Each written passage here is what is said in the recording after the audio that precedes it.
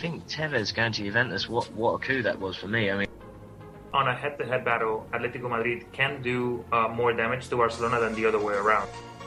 Either he's really blind or he's fixing the match. I can't see it any other way. I'm trying to get Sir Bob on my side here by saying City will win the Premier League. it is an upset. You would expect Man United to go and win there. Over $1 billion was paid in transfer fees between the clubs in Europe. It's football. It's damn football. Like Ferguson said, football. Bloody marvellous. Yeah, well, the celebration was, I can't believe I just scored against Mexico. At one point, Parma, I think it's only like 224 players under contract. Hey, they're going to throw me out of here, fellas. You're going to get me arrested on your show. If you're a serious talent, you're going back and you're playing for Santos. You know, you're going back to play for, like in Argentina, for River Plate or Boca Juniors, or you're going to Europe. He looked like the Ryan Giggs of old. He was more creative than any player on the pitch. He made Mata look stupid. He made Rooney look silly. Now, the Premier League is the most exciting league out there. I think it's probably the best marketed league without a question. When you look at the draw for the Champions League, you kind of say, well, all the pieces kind of fell into place for everybody except City. I am your host, Joe Usello. Sir Bob, Mike Orr, my co-host, Rob Rojas, my trusted co-host, Ben the Machine. Good evening, everyone, and welcome to episode 70 of Low Limit Football. I'm your host, Joe Usello. Joining me in the house tonight, my trusty co-host, the Machine, or I'm sorry, not even the Machine. My goodness, wow, it's been a long day. Sir Bob, Mike Orr. Mike, how are you tonight? Doing well, Joe. How are you? Good. I had a little Freudian and I'm slip happy there. to be your trusty co-host. You are my trusty co-host. You and I've got one other who's not so trusty tonight, but we're going to give him a pass as he's traveling back to the United States. Rob's not with us tonight, but he will be back and better than ever next week. He's going to have a full trip report on all the matches and all the people that he has met in Paraguay. We talked about last week him meeting Roberto Cabañas. He was on another radio show this week, so we're going to get a full report from him next week. But my friend, you and I are gonna take the lead, and we're gonna see this thing through tonight for sure. I guess this was originally going to be the original lineup. Yeah, when you think about it, huh? This was the intended original cast of Low Limit Football, I guess. So, and this is, I think, the first time you and I are flying solo, right? Yeah. So don't embarrass me, Joe. I'll do my best. No promises, though. No promises. So. All right. But yeah, so tonight we have a great guest. We have Matt Aldridge joining us again. Matt writes a blog for Chelsea Football Club, and he's going to be joining us in about 15 minutes or so to discuss the big matchup from Chelsea Man United this weekend, and kind of going forward what we can expect out of Chelsea. To close out the league here, and we'll ask him a couple of other questions. Digging in, they've got another big matchup coming up this week. Mike, against Arsenal. It just doesn't get easy in the EPL, of course, but certainly a big one. Arsenal's got to be one of the hottest teams in all of European football right now, and certainly not going to be an easy task for Chelsea to take them over going into the Emirates this weekend. So, Mike, we had a huge week of football this week. When we talk about Europa League, we talk about the Champions League, we talk about some of the big matches and derbies that were played this weekend, the derby in Italy that we talked about between Inter and AC Milan. We had the Chelsea matchup this weekend against Man United. Plenty to talk about. Before we get into the trivia question, we go into our first topic that we want to talk about. I don't know, what was your biggest thing that you took away from this weekend's football? I don't know. I just enjoyed all the games except, I guess, for that last one last night. That actually put me to sleep. Yeah. For about half of the first half. Yeah, that NYCFC match to close out the weekend, that was a little soft, unfortunately. It wasn't quite as good as you would have hoped, and it certainly wasn't a reflection on the football that was played over the weekend, right? Definitely not. There was some outstanding goals in the MLS from set pieces and free kicks this weekend, for sure. Yeah, no doubt about it. And even some close calls, some shots that we've seen over the weekend flying off the crossbar and off the post. And I think Giovinco has proven he's the best player in the MLS. They're not even close to this guy. No, he scored another 2 goals this weekend. Could have had 3. And he could have had. He almost got the tying goal right at the end. Just slipped it by. But an amazing free kick. You must have seen shades of Pirlo in that. Oh, absolutely. And it was the Pirlo distance. I mean, you wonder, spending that time at Juventus with Andrea Pirlo, if maybe some of that kind of rubbed off on him. I'm sure it must have. I mean, the quality of the kick was Pirlo-esque. I mean, it was so nonchalant. The free kick that he took was just soft. It was soft in terms of like a deft touch. You know what I mean? It was gorgeous, and it was certainly one of the goals of the weekend. At least I think so. And so was his other one. Oh yes, and his other one was excellent too. Just kind of tiptoeing along the touchline there, cheeky. Yeah, it was cheeky. Actually, that was his first goal, if I remember correctly, not the second. Yeah, his first goal. Yeah, I just said his other one. Sorry. Yeah, no, that's true. I'm just trying to keep him straight in my head. But no, his first goal, yeah, certainly was cheeky. And the second one was sublime. Sublime, yeah, without a doubt. Thank you for giving me my expressions this evening. See, I'm gonna mess it up for you tonight, I guess, but we'll do what we can. All right. Before we get to our opening topic or opening thoughts, why don't you hit me with the trivia question? I mean, obviously I'm flying solo tonight, so be gentle. But let's have the trivia question tonight. All right, just let me find it. I had a choice of 2 tonight. All right, pick the easier one. And I'm going to do this one in tribute to my friend Victor Ramden. Fantastic. And the question is, which 3 Victors have scored or assisted in the Premier League this season? Ooh, scored or assisted. Okay. So I have one, which I think he's still in the Premier League. Which 3 Victors? I wonder. I forget. Okay, I'm thinking about it. I think I've got one. All right. The other 2 are going to be a little tough, and I'm not. Again, Google's off limits for this one. So, all right. So let's jump into the opening topic or the opening thoughts tonight, and we certainly had a shakeup in the football world on Tuesday. At least I would consider it to be a shakeup. And that is the quote-unquote resignation of Jurgen Klopp. Jurgen Klopp going to be leaving Borussia Dortmund at the end of the season. And in his press conference said that he is going to be moving on to another team. He's not taking a hiatus or a sabbatical or anything like that. He is moving on to another team. That is the game plan for Jurgi. He did qualify it by saying unless he has to take a forced sabbatical for half a season. Right. Yes, he did. He did qualify it there. Now, digging deeper into his his announcement on Tuesday, why would he do it before the end of the season? It's because Dortmund is a publicly owned team, and I guess it's part of their bylaws that kind of move has to be announced before a certain amount of time. So, hence the timing of the announcement. But I think it was, it was kind of a foregone conclusion. Many people had assumed that he was leaving at the end of the season.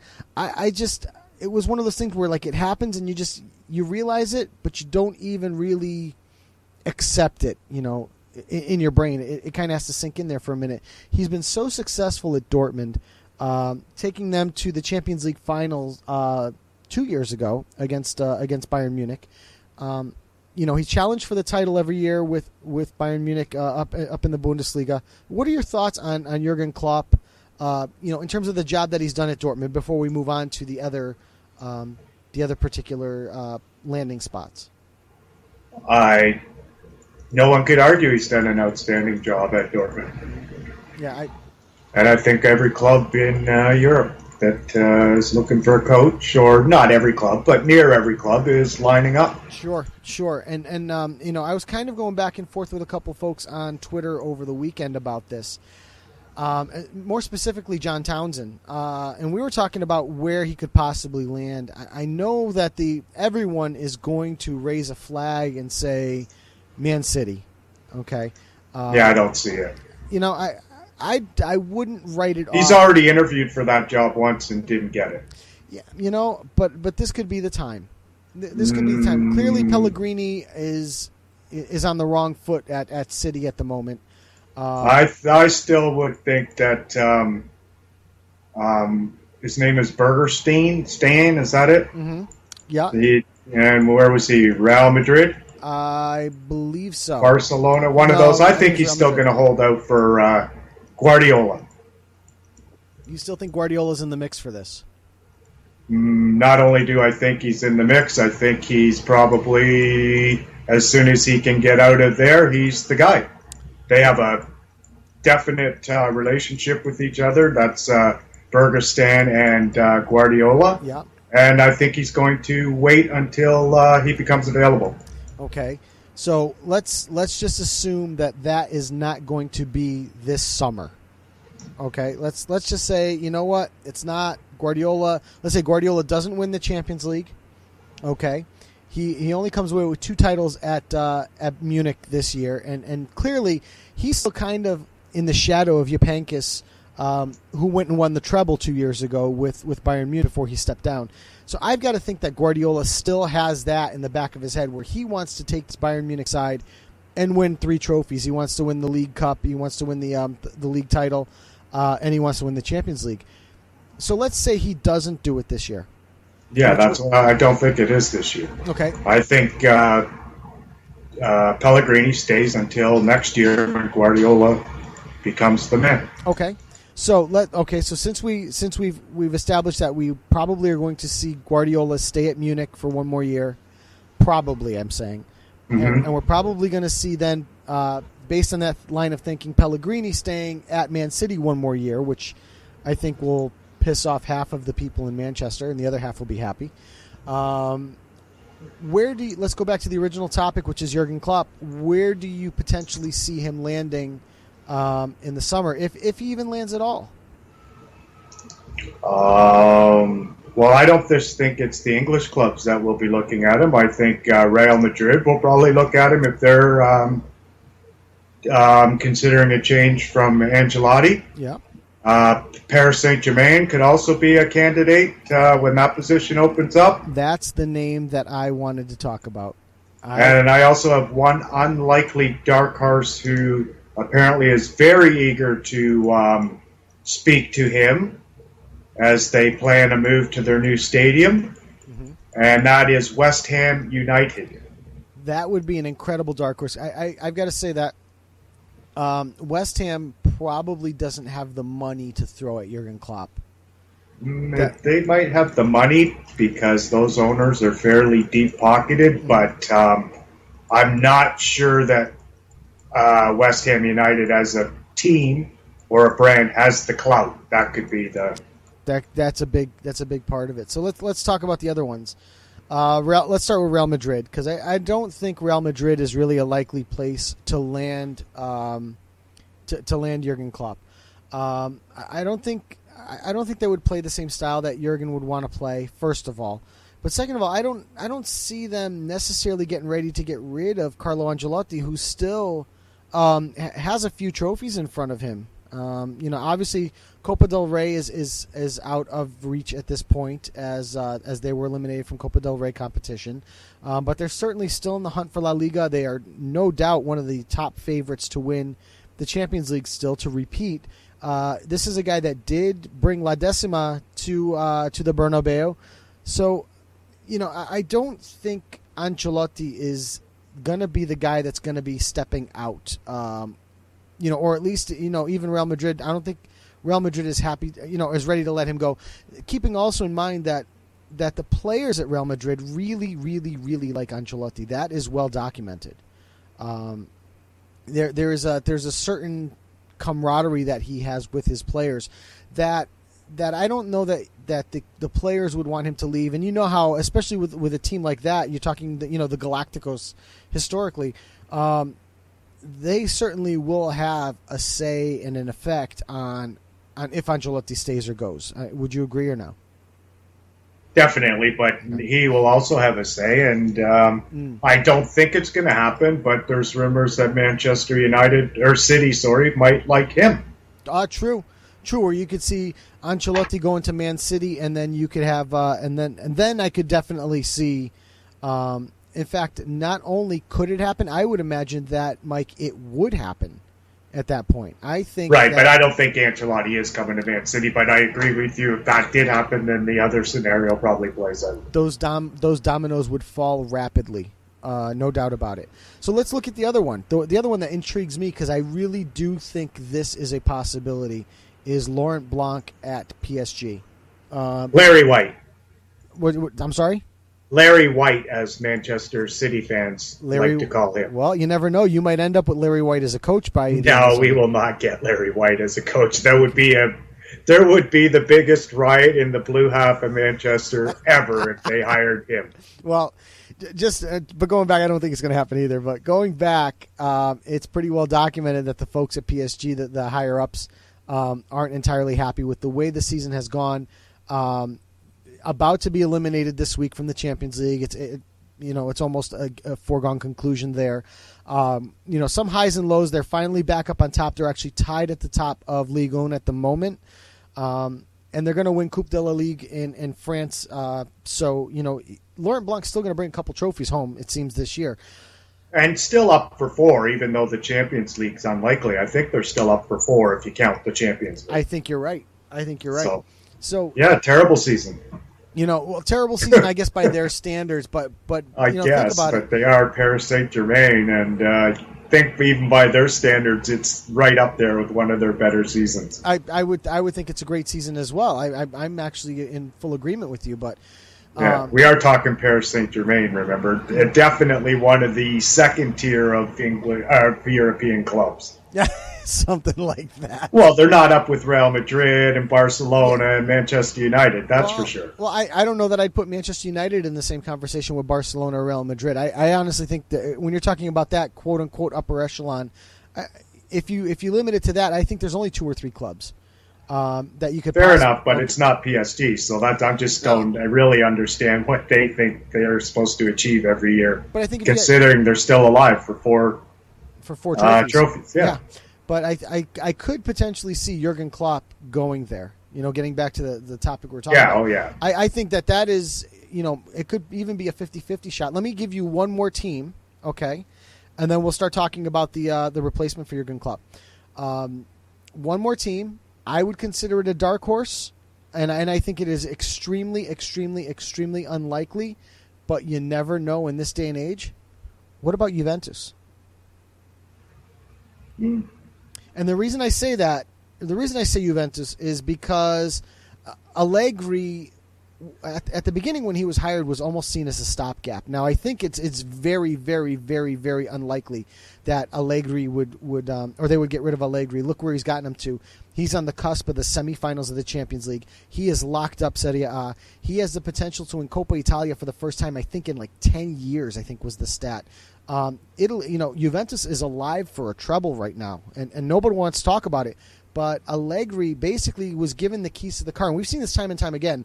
Somebody is given the keys to the Ferrari, and they crash it. Okay, and I mean, even to an extent, Pep Guardiola, quote unquote, crashed Juvenkis' car because he only won 2 trophies, whatever. But you know what I mean? It's big shoes to fill. Allegri, I don't think people at the beginning were expecting Allegri to get this close, to what he's got right now.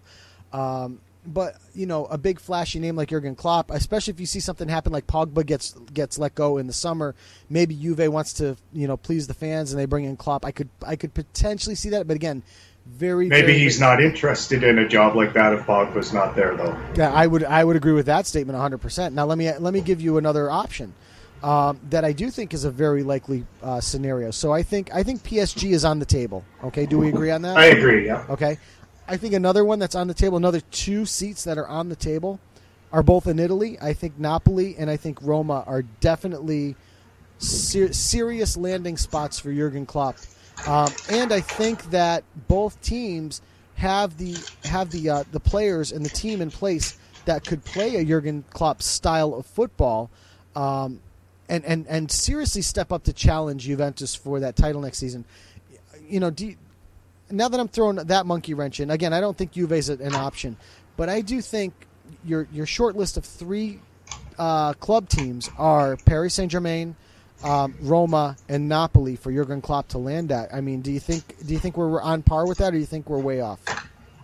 Well, let me ask you this: why isn't Manchester City on your list? Oh, it's not that I don't think he's on our list, but I agree with you that I think they're waiting for they're waiting for Pep Guardiola. Right. Okay. Yep. So I think that is 100% spot on, and I think they'll put up with Pellegrini for one more year. And again, remember, Pellegrini's a guy last year won 2 trophies, right?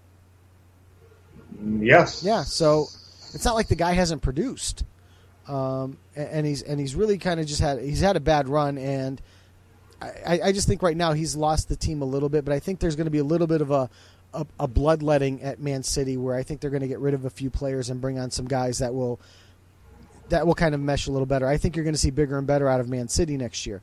But I also think at the same time that when Guardiola comes free, you know, the whoever flies the Etihad, which is 2016. Right, whoever flies the Etihad Airbus A380 will fly it into Munich full of money, okay? A 600-seat airplane full of money, and they'll just ask, there'll be one seat open on it and say, Pep, come on, and whatever's in the plane is yours. Yeah, and I just Bergerstan was at Barcelona with Pep Guardiola, so okay. They do have a fairly tight relationship according to the sources I'm reading here. Okay. So you could easily see that happening. Next year, yeah. Yeah, next year. Yeah. You know, and then... So I think the scenario that you have said, as long as Pellegrini wants to stay, then that's probably what happens. Right. Now, all right, but we've pretty much got 3 teams that we have narrowed it down to. Okay, we've got PSG, Roma, and Napoli. Put them in order from least likely to most likely in terms of where he would go. Let me get your 3-2-1. I have mine already in my head. PSG is third. Is first. Oh, that's the most likely landing spot. Yeah. Okay. For me. Okay. I don't know. I think PSG, and Manchester City. Okay, so you're not even putting the Italian clubs on the list? No. Okay. I haven't heard anything like that. I mean, I haven't heard anything yet either, and there hasn't been much speculation, but we still have some time here. And maybe we'll ask Matt this question when he comes on in just a moment. I honestly think that for my top 3, going of those 3 teams from least likely to most likely, I think the least likely spot he lands is Roma. I don't think he's intrigued by Roma at all. But I do think his second landing spot is going to be PSG. I actually think the top spot for him, because they have the money to throw at him, is Napoli. They do have the money to throw at him to offer him a big contract. They also have a nice young side that has a lot of team speed. Remember, he likes to play that fast-paced pressing game, and I do think that he could be intrigued by Napoli. Also knowing that, you know, he's also used to dealing with a club that is a dominant club that you could possibly knock off in Juventus. Juventus in the Serie A is like Bayern Munich in the Bundesliga. I think he is... I think if they came knocking and the money was right, if De Laurentiis offered him enough money, I bet you he could go to Napoli. That's what I think. So... But maybe he wants the Barcelona job and he's willing to wait a year, and he ends up at a place like West Ham. Yeah, you never know. He ends up there with a 1-year contract. Yeah, biding his time. Just biding his time. But at that point, wouldn't he just take a sabbatical? Then go to West Ham? Well, he said that's not what he's going to do. So, but could you imagine Klopp going to West Ham, spending a couple bucks and a couple players, finishing 6th? That would tarnish his... To me, that would tarnish his quote-unquote legacy. Okay. I guess I'm glad you don't own the football team I support then, because if West Ham finished in the 6th, wow, that's pretty good. That's pretty good for them, but it's not good for Jurgen Klopp. Well, it is when you consider what he has at his disposal, and I don't know. I guess I don't know right now. I don't know. Just as a quick... it's all conjecture at this point. I guess it depends on where he wants to go and which jobs are opened up.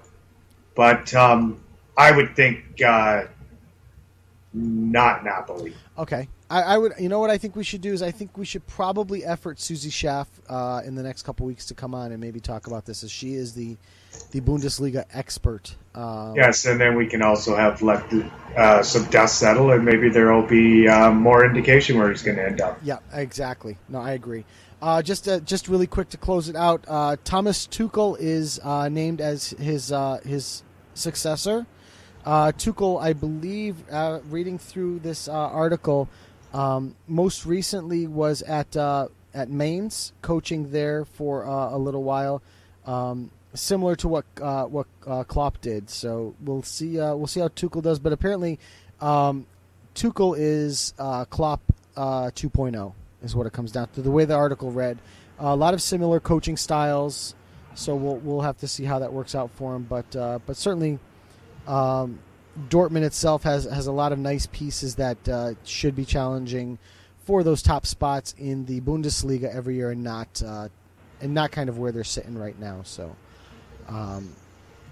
hopefully it'll return Dortmund back to their place of strength, as previously, obviously they've been running so well for so long, and now suddenly. They're not quite as well off as they used to be, struggling in mid-table in the Bundesliga. So that's what happens when you sell your top striker. Yep. So I'm going to turn the focus away from our opening thoughts segment to get back over to England, because joining us now on Low Limit Football, returning to us on Low Limit Football, is Matt Aldridge. Matt, how are you tonight? Hi, I'm good. How are you? Good. Thanks again for coming on and joining us tonight. I'm just going to run this by you. I know it's not England, and it's not Chelsea, and it's not Man United, but we were talking about Jurgen Klopp with the announcement that came this week that he is stepping away from Borussia Dortmund, and we were kind of speculating as to where he might end up. So obviously, it's a big name, Klopp. Everyone knows Jurgen Klopp. What are your thoughts on where he's going to end up in the coming year? I actually think maybe Liverpool. I know. Interesting. Do you hear me? Oh yeah, I do. Definitely. Go ahead. Okay. Yeah, no, I think Liverpool. I have a feeling because Rodgers, he doesn't seem secure at the moment there, and it just seems like a perfect fit for the two. Okay. And that's another big name club that could throw some money at him for sure. Yeah. We all feel that the team that signs Jurgen Klopp is going to have to pay for him. He's not going to come cheap. Yeah, definitely. Yeah, and he would be a great fit at Liverpool as well. Mike, you and I, we didn't mention Liverpool. What do you think? Do you think that could be a good landing spot for him? I think it's a possible landing spot for him. I don't know if it's a good one, but I have heard Liverpool too. But I'm not sure they're going to get rid of Brandon Rodgers. But I just think it might depend on a couple of the results here down the stretch too. Mm-hmm. Matt, you were saying? I just think Rodgers is running out of steam at Liverpool. He's not had the impact this season, and even last season he should have won the title at the end of the day.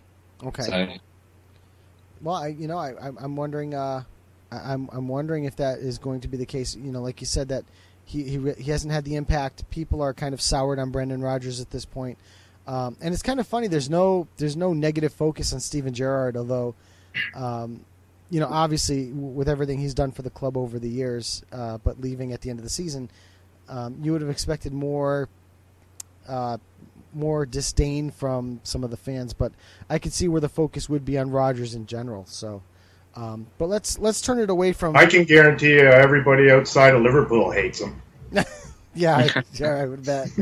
But let's turn it over to the matchup from this weekend. Obviously, we had a huge matchup.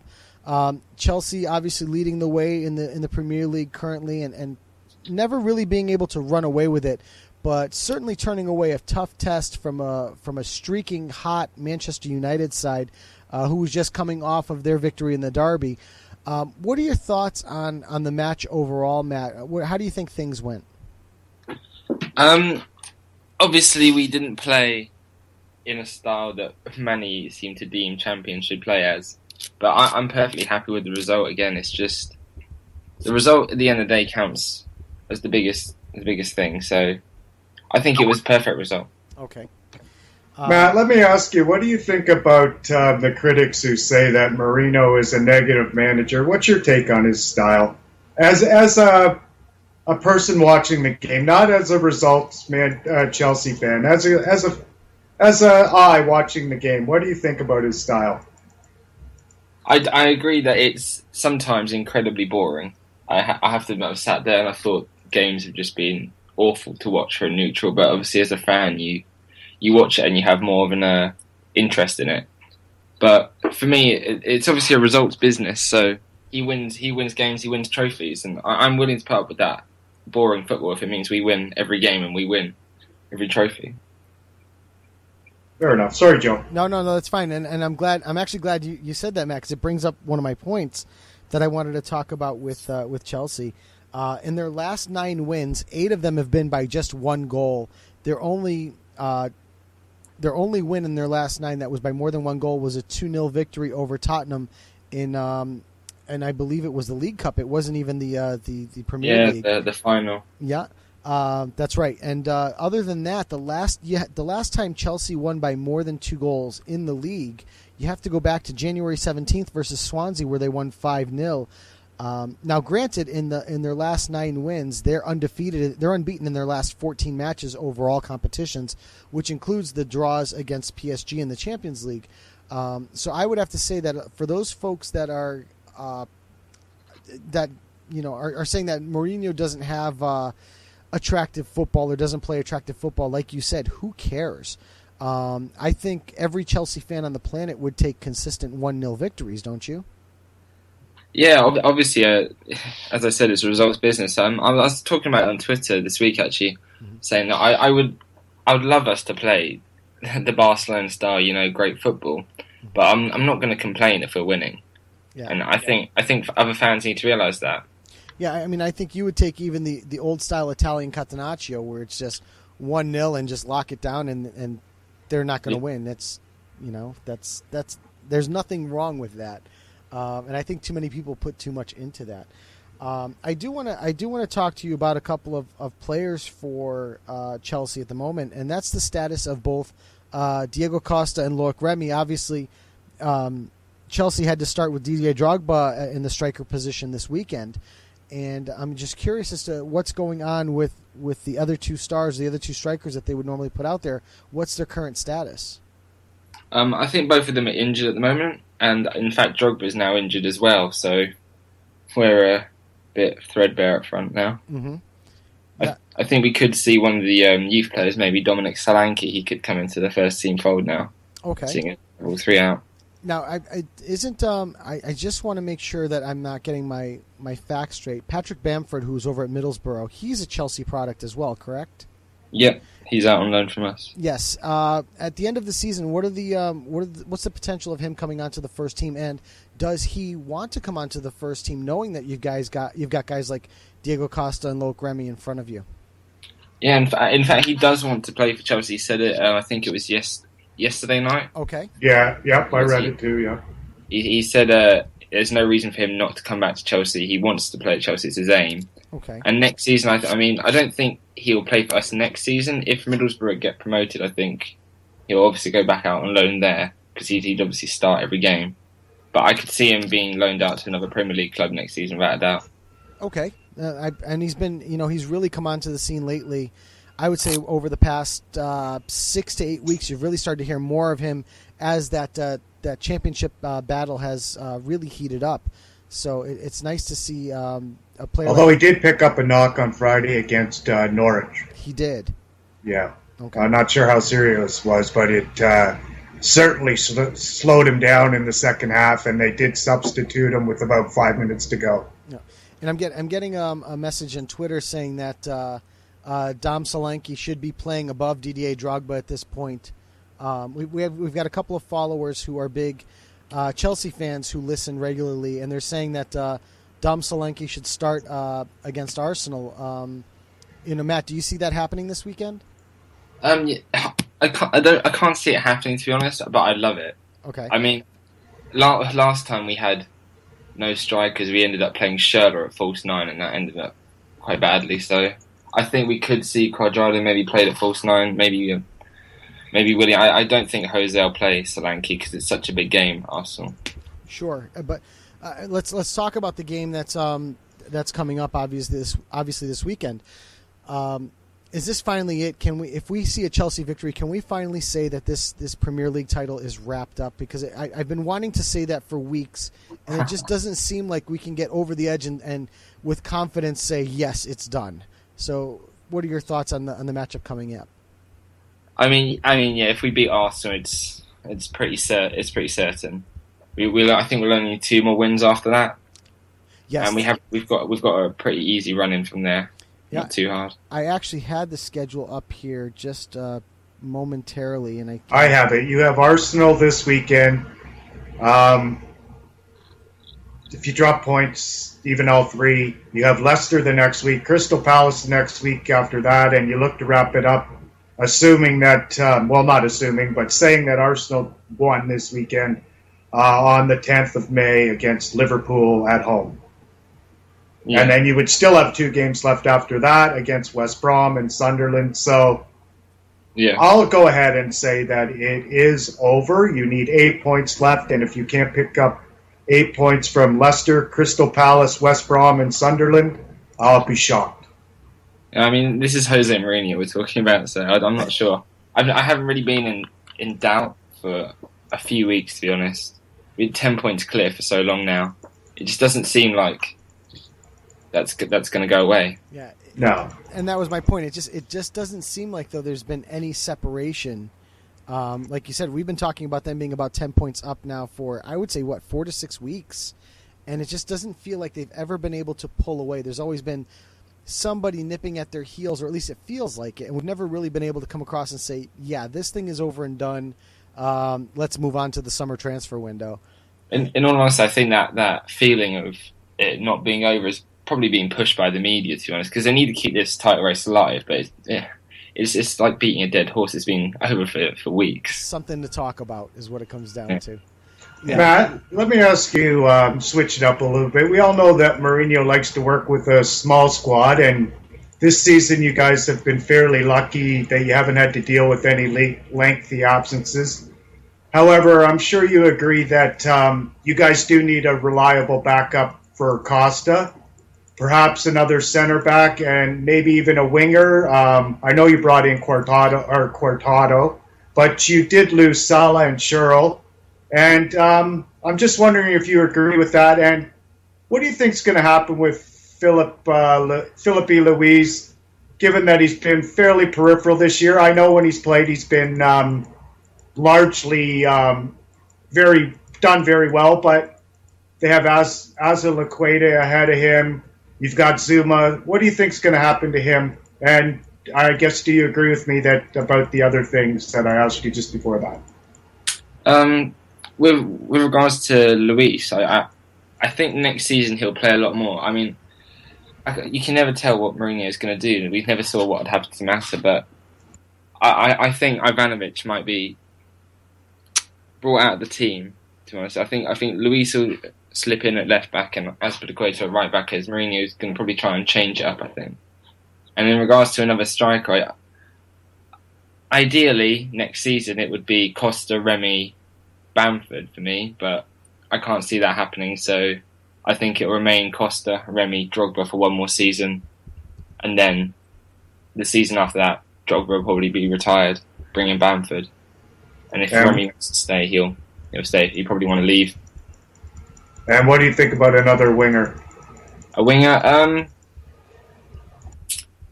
I'm not sure. I think we should stick by Cuadrado. I mean, he hasn't really had the impact we've wanted, but I guess I'm talking. Basically the first team set, but I'm talking more for depth.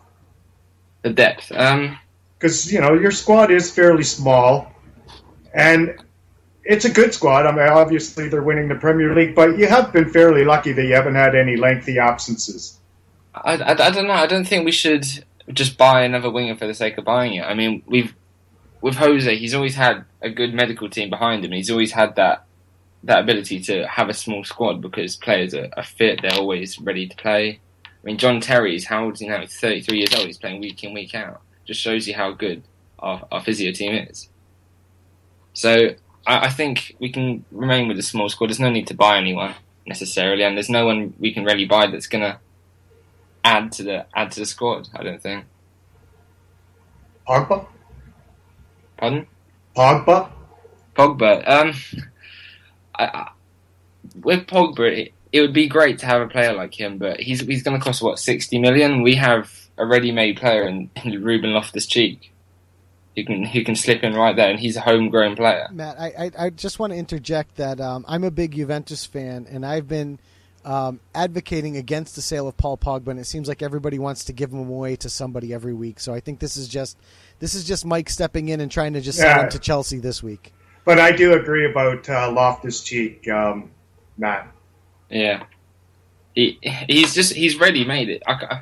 I think Jose said a few days ago, or was it last week? He said that he'll play a lot more next season, and that's what I hope to see personally. I'd rather use our youth players than spend 60 odd million on someone we don't necessarily need.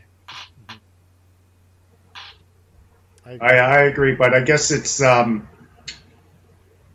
depth factor to me seems that you're going to be putting a lot of added pressure on Hazard next year to repeat what might be, his career season. Yeah, I mean, it'll obviously put a lot of pressure on him, but he wants to be the best in the world, and the best in the world, Messi and Ronaldo, they do that year after year. So I think he'll want to push himself and keep doing that. I think he can manage it. He's shown this season how he can be relied upon under pressure, obviously with the winner on the weekend. So I think he can do it. Is he the best player in the Premier League for you so far this season? Well, I guess this season not so far. Yeah, I agree. I'd say so. I mean, there's close like Sanchez, Ozil. I love them. They're two brilliant players, but in terms of how much they bring to their side and how good they are, I have to rate Hazard the highest. Yeah, and especially based on the first 10, 15 games of Ozil this season. Yeah. Which weren't very good. So he's definitely come on in the second half of the season, but it hasn't matched anything that Hazard's done. Yeah, and I mean Sanchez had a great start to the season, obviously, but when you look at he had a dry run of form, I think, and even when Hazard isn't scoring, he's still influencing the team so much. He's still creating chances. He's still at the heart of everything Chelsea do. Yeah, I agree with you too about Sanchez, but I guess if you took either one of them out of either lineup, they would both really suffer. So I guess in terms of importance to their team, they're probably equal at this point. Yeah, definitely. But I do agree with you that Hazard has had a better season than anybody in the Premier League. Well, I mean, Harry Kane probably running close there, actually, but I think it'll be tight between them for the Player of the Year vote. I think Kane will obviously get the young one right out. Right.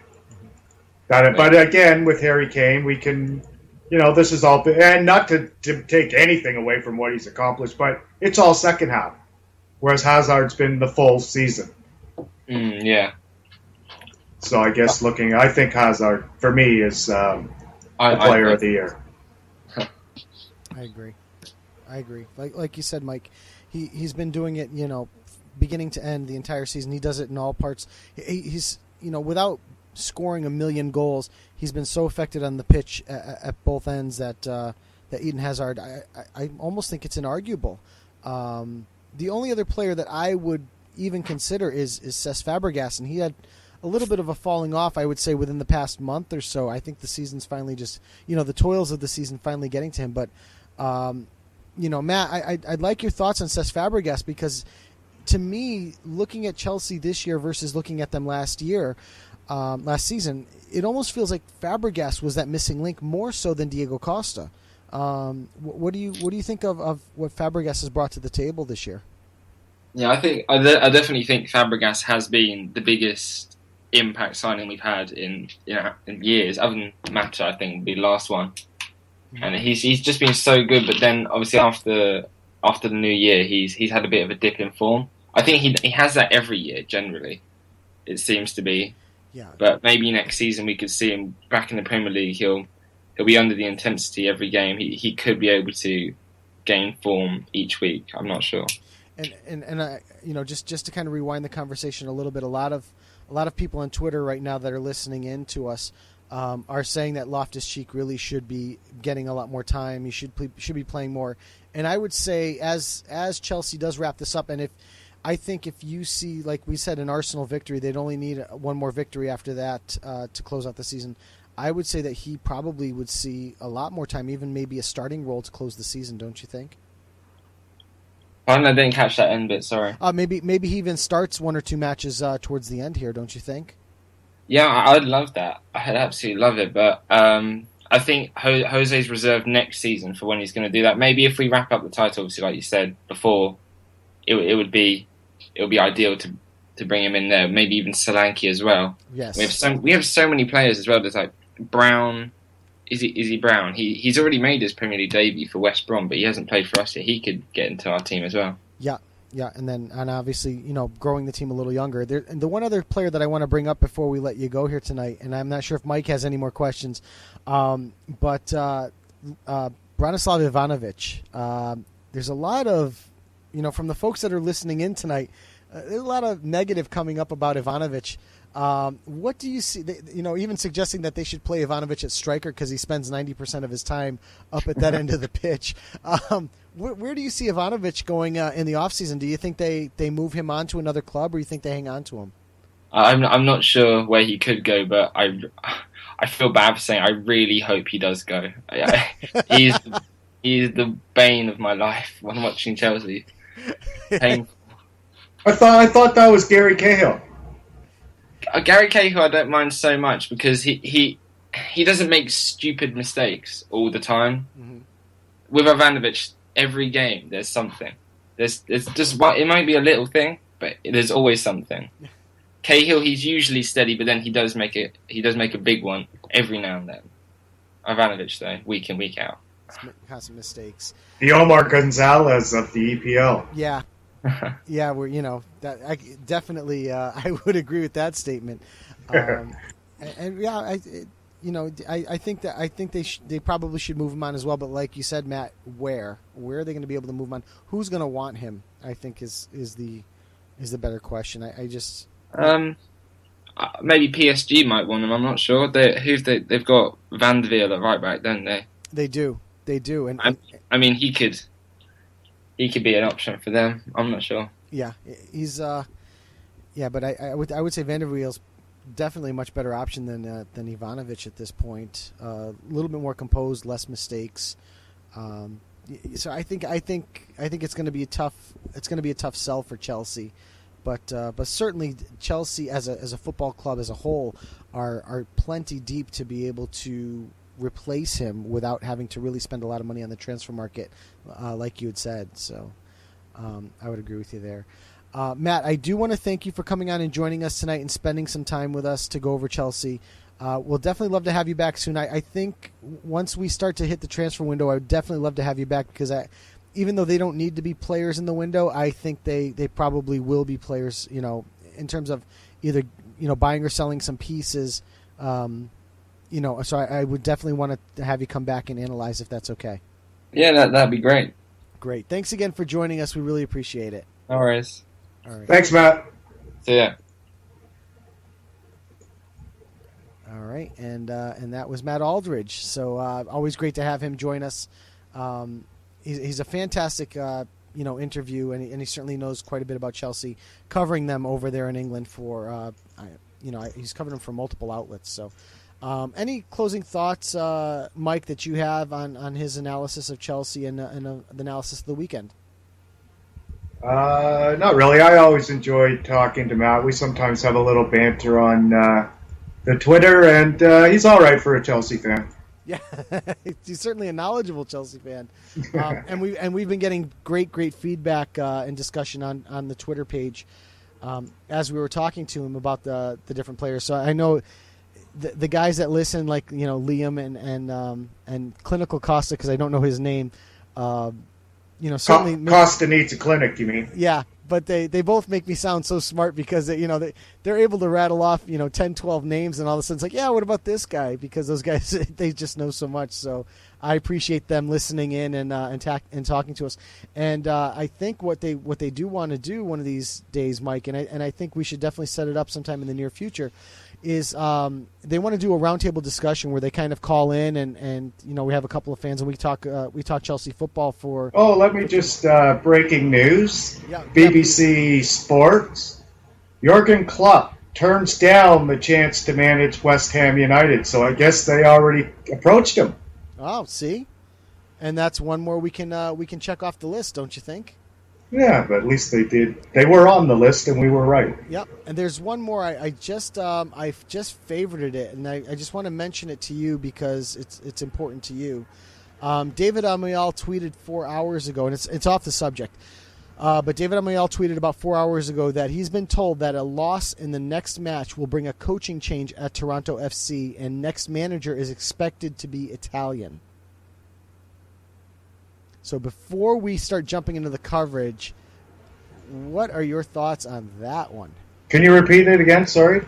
I just moved away from it. The who's going to get a coach if they lose? Yeah, it's Toronto FC. If Toronto, he has it on source now. David Amial is certainly top. Okay, so let's because there is I would say in Toronto. I didn't know that it was. And I still don't know. It could be speculation. But there is calls for Vanny's head already. Oh, sure. But this is, like I said, he tweeted this 4 hours ago, and I'll read it again. Been told that a loss in the next match will bring a coaching change at Toronto FC, comma, and next manager is expected to be Italian. That the second part is intriguing. I just don't know who it could possibly be, and if I had a way to get David Amial on quickly, just to give us more. It says more to come after that. I would love to find out who that is. I can't even wrap my head around who it could possibly be. But that would be certainly. But we might need to think below Serie A. Yeah, I think so. But what if it's a guy like DeVio? I'm sorry, not DeVio. Sunderland manager. Di Canio, Paulo Di Canio. No, he's not. Paulo Di Canio's never managing again. Okay. Come on. That's a possibility. No, I don't think he's coming to Toronto. I'd be shocked if Paulo Di Canio is who it is. Yeah. So, but I'm just trying to think. I'm thinking outside the box. And I would think it's going to be it. Given the splashes that Toronto FC tries to make, still good or bad, I would think it's going to be someone a little more well known in the Toronto market than outside of the Italian community here in Toronto is going to know of Paulo Di Canio. I think it'd be someone bigger name than that at this point. Well, somebody on Twitter is half-heartedly suggesting Gianfranco Zola. Now that would be interesting to have a guy like Zola. Come on. So, I don't know where these names come from, but it could be. I guess I have no idea. I haven't heard. Like I said, all I've heard is a bit of call for Vanny's head, but I think he's Bezpachenko's boy. I think he gets a little longer than what we're talking here. Well, I'll tell you what. I know there's a guy that follows you on Twitter. Okay, I think he follows you. I'm almost positive he follows you. It might not be a bad idea to just shoot him a quick message to see if maybe he's got 2 seconds and wants to call in. See if you can get Curtis Larson while I run down the scores from the various leagues. I've tried, but he never answers me. But I will effort him again. All right. Yeah, I mean, if you want to shoot him something really quick right now, I mean, talk about somebody that might be in the know for that type of information. He's certainly a guy that would that might have his finger on the pulse of that type of a move. They've got to have somebody in mind, I would imagine, don't you think? Especially, yeah, he just reported less than 2 hours ago. Absolutely no truth to any rumor about Vanny getting sacked should Red lose in Orlando's not happening now. Not happening as of now. Okay. I just saw that tweet there from a couple hours ago. Well, obviously there, conflicting reports there because David Amayal said that he has it that there's potential that could happen, and Curtis Larson, who's certainly tied into the club, said there's absolutely no possibility. So. Yeah, so I'll wait till after the show and see if we can't get him on next week. I guarantee you that it's not happening before the game this weekend. Okay. All right. So maybe, yeah. And then, because I know one thing we were going to announce at the end of the show this weekend, we are doing a dual podcast on Sunday again with the boys over at Two Daft Yanks, who are definitely MLS heavy in terms of their coverage. So maybe what we can do is if we have a chance. I don't know, when is Toronto's match this weekend? Saturday. It's against Orlando on Saturday. Okay. I'm not exactly sure of the time. I can find it here. All right, no, but that's good. As long as it's Saturday, maybe there's the potential to have him on Sunday when we do that podcast. So that wouldn't be so horrible. Yeah, I'll try my best. But like I said, I have asked him before, and he's kind of ignored. Actually, he has ignored me on that. He's answered me on other stuff, but he's ignored me on that. On that particular one. So, all right. Yeah. I will try again, though. Something we could certainly effort for the week, and that would be kind of fun to be able to talk about Toronto. We got to remember, I've got Toronto. Let me correct myself. The Toronto game's on Sunday at 7 p.m. Eastern. Oh, it's the late game. Okay. It's the middle game. The late game is Seattle and Portland at 9:30. Oh, they have it. Okay. Oh, so they're running 3 matches on Sunday then. Yeah, and only 4 on Saturday. I think there's 2 on Friday. Let me see. Yeah, there's 2 on Friday. Okay. Oh, okay. So at least we'll have something to watch. And then there's an off week for 2 teams this weekend too. So 9 games. Montreal's got to be one of those teams because I think it is. Yeah, and maybe Chicago. Yeah, because they're CONCACAF. Oh no, they're Chicago. Montreal and somebody. Okay, you know what? I think it's NYC. I think it's Red Bull. I think that's who it's supposed to be. That could be. Yeah, it's probably going to be someone from the same division. So yeah, you're probably right. So, all right, let's jump into our league coverage and kick around the scores and highlights from the weekend. Normally, I would turn it over to Rob at this point, but since Rob's not with us, I will do my best. It's San Jose, Joe. Sorry. Oh, is it San Jose? Okay. Yeah. So, but I will. I'll do my best to give some of the information over the leagues from this weekend. So, I'm going to start us off in Spain. I'm going to run through the scores really quick. On Friday, we had Levante 2-2 draw with Espanyol. On Saturday, Barcelona 2-0 over Valencia, which I believe was our match of the week for last week, if I'm not mistaken. Yep, Barca-Valencia. And we'll go back over that one in a minute. Deportivo La Coruña losing at home 2-1 to Atletico Madrid. Real Madrid 3-1 over Malaga. Athletic 4-0 over Getafe. On Sunday, Rayo Vallecano 2-0 over Almeria. Granada and Sevilla played to a 1-1 draw. Villarreal and Cordoba to a 0-0 draw. And Eibar losing at home to Celta Vigo 1-0. And then earlier today, we had Elche 1-0 over Real Sociedad. So hitting the tables quickly, Barcelona still leading the way, 2 points ahead of Real Madrid. They're on 78 points. Real Madrid in second place on 76 points. This is also with 6 matches to play in the league. Atletico Madrid on 69 points in third place. Valencia in fourth place on 65. Sevilla in fifth place on 63 points. Villarreal on sixth and 52 points. And Malaga just outside the European position on 46 points in seventh place. Propping up the bottom of the table, we have Cordoba on 20 points in 20th place. Granada on 25 points. Deportivo La Coruña on 28 points. And just outside, even on points, is Almeria. Levante in 16th on 29 points. Eibar on 31 points. They're still dangerously close to the relegation. Elche on 34 points. Getafe on 36. Real Sociedad on 38 points. David Moyes trying to keep them afloat. And the bottom 10 is rounded out by Rayo Vallecano on 41 points. Going back to our match of the week from last week, we had Barcelona playing Valencia. We had predicted in this one, Mike, a 2-1 victory for Barca, and we had a 2-0 victory for Barca in this one. Luis Suarez immediately inside the first minute with a great run from Lionel Messi to set up Luis Suarez for the first goal. Then Dani Parejo missed a penalty for Valencia in the 10th minute. Actually, I shouldn't say missed it. It was saved. It was saved by Claudio Bravo, and then in the 93rd minute, I believe it was, Lionel Messi adding a goal on on a breakaway to make it a 2-0 victory for Barcelona. Shots in this one were even at 11. Shots on target were 5-3 in favor of Barcelona, and Barca holding 69% of the possession in this one. So we do have a match of the week coming up this week in La Liga, and we will preview that at the end of the show. So I don't know if there's anything else. Mike, if you want to stop me at any time to add any information from the previous week, just hit the brakes on me and let me know, all right? All right, brother. Okay. So going into Ligue 1, I'm gonna we're gonna rapid fire these leagues here pretty quick. Going into Ligue 1 on Wednesday, we had Lyon 2-0 over Bastia, Nantes 1-0 over Marseille. On Saturday, we had Paris Saint-Germain 3-1 over Nice. In our match of the week, we had Toulouse 1-0 over Lorient, Metz 3-1 over Lens, Monaco drawing Rennes 1-1, Bastia losing at home 2-1 to Reims, Guingamp 1-1 draw with Evian. On Sunday, Lille 2-0 over Bordeaux, Montpellier 1-0 over Caen, and Lyon drawing Saint-Etienne 2-2 on Sunday. Looking at the tables in this one, Lyon currently leading, even or tied for the league lead on 65 points with Paris Saint-Germain.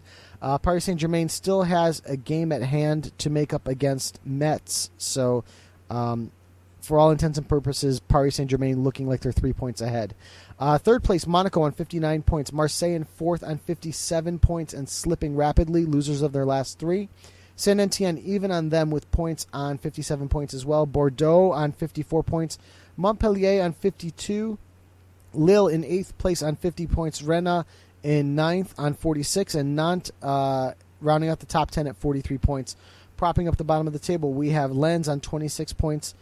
Metz on 29 and Lorient on 35 points. Then just outside the relegation zone, Evian on 37 points, Bastia on 37 as well, Toulouse on 38 points, Reims on 38 points, Caen on 38 points as well, Guingamp on 40, and rounding out the bottom 10 is Nice on 41 points. Our match of the week this previous week was Lorient-Toulouse. It was a relegation battle that we highlighted. And in this one, we chose Toulouse to win this one 1-0, and we got this one, Mike, dead on accurate. 1-0 victory for Toulouse on Saturday with a goal from Martin Braithwaite in the 28th minute, sealing the deal on this one. Shots on this one, Lorient leading the way 13-9, shots on target 3-1 in favor of Toulouse, and Lorient holding 58% of the possession, really putting Lorient in trouble in the league here. Now they are 2 points within the relegation zone, and obviously Toulouse climbing 3 points clear of Lorient in the league. So we do have a matchup coming up in Ligue 1 that we'll highlight at the end of the show. And let's move on to the Bundesliga, Mike, where we had, let me get my scores up here quickly. On Friday, we had Mönchengladbach and Frankfurt playing to a 0-0 draw. We had Mainz 3-2 over Freiburg. Bayern Munich 2-0 over Hoffenheim on the road. Hertha Berlin and FC Cologne playing to a 0-0 draw. Borussia Dortmund 3-0 over Paderborn. Bayer Leverkusen 4-0 over Hannover. Augsburg 2-1 over Stuttgart. And on Sunday we had Werder Bremen 1-0 over Hamburg. And Wolfsburg playing Schalke to a 1-1 draw, which was our match of the week. On this one, we had made the prediction of Wolfsburg winning 2-0. We got the right amount of goals and the wrong result.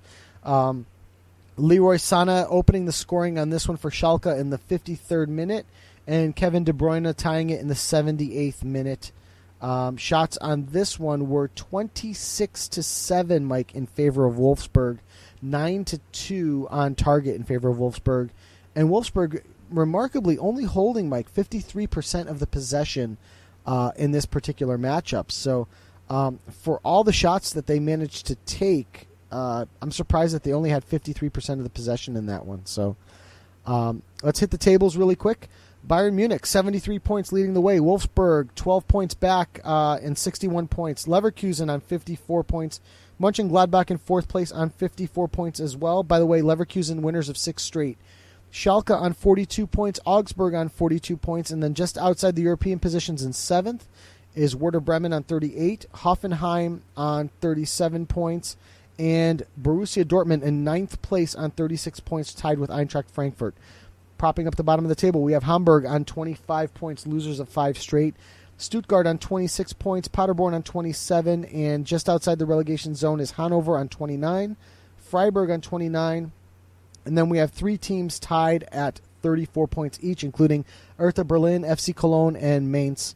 And that will round out our Bundesliga table. So let's now. There's just some leagues I can't wait for it to be over, and that's one of them. I was going to say you're not a big fan of the Bundesliga. I know it's not. It's just it's Bayern Munich, and that's it. And everybody else. So I don't know. I just don't. I don't like that. I appreciate Bayern Munich's a huge club and all, but the rest of the league's garbage. Yeah. Well, I wouldn't go so far as to say it's garbage. If I did, I'm talking not compared to other leagues, I'm talking about the league. Just the Bundesliga is garbage. Other than when one team runs away with it so easily. I'm actually going to disagree with you. I did get a chance to watch a piece of that Wolfsburg Schalke match from this weekend. That was pretty entertaining stuff. No, but I'm not saying. I'm just saying in terms of the league. Yeah. Okay. Overall league top. I'm not saying there's not some good teams in Germany. There's just no teams comparable to Bayern Munich, so it's kind of.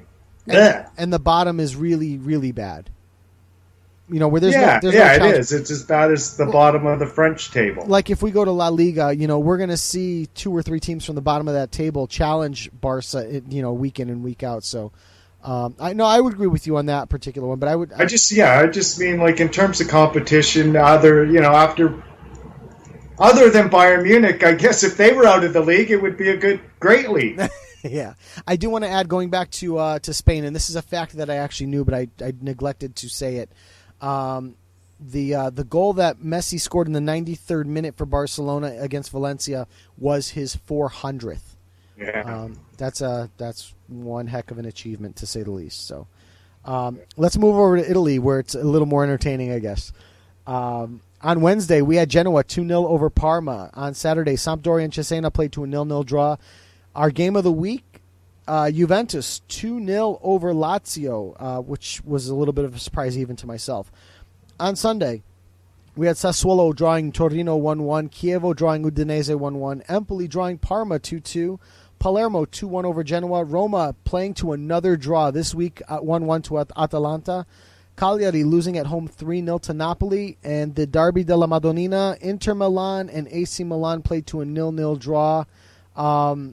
The match overall, I think, was a little more entertaining than most people had thought. I did get to see the whole match, but certainly some interesting calls. The own goal by Philip Mexis was waved off because of a foul by Rodrigo Palacio, which was correctly called, by the way, although no one in the stadium actually realized that the foul was called. It was kind of comical, but Inter looked to me like the better team overall, but still playing to a 0-0 draw. And on Monday, earlier today, we had Verona on the road beating Fiorentina 1-0. I think Fiorentina's probably focused more on that Europa League matchup, which I believe they have they have later on this week against Dinamo Kiev. So let's hit the tables quickly. This one's all over, done and dusted at the top. Juventus running away with it, 73 points after 31 matches.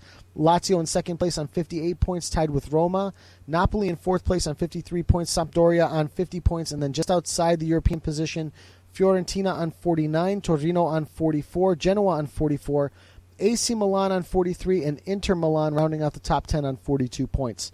Propping up the bottom of the table, Parma on 13 points, Cagliari on 21, and Cesena on 23, looking like those 3 teams are definitely relegated because it's 7 points up to Atalanta on 30 points, Empoli on 34, Udinese on 35, Verona on 36, tied with Chievo, Sassuolo on 36 as well, and rounding out the bottom 10, Palermo in 11th place on 41 points.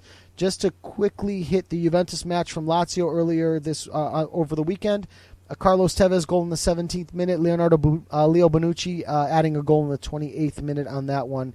Then plenty of yellow and red cards to go around, with Danilo Cataldi getting tossed with a straight red in the 89th minute.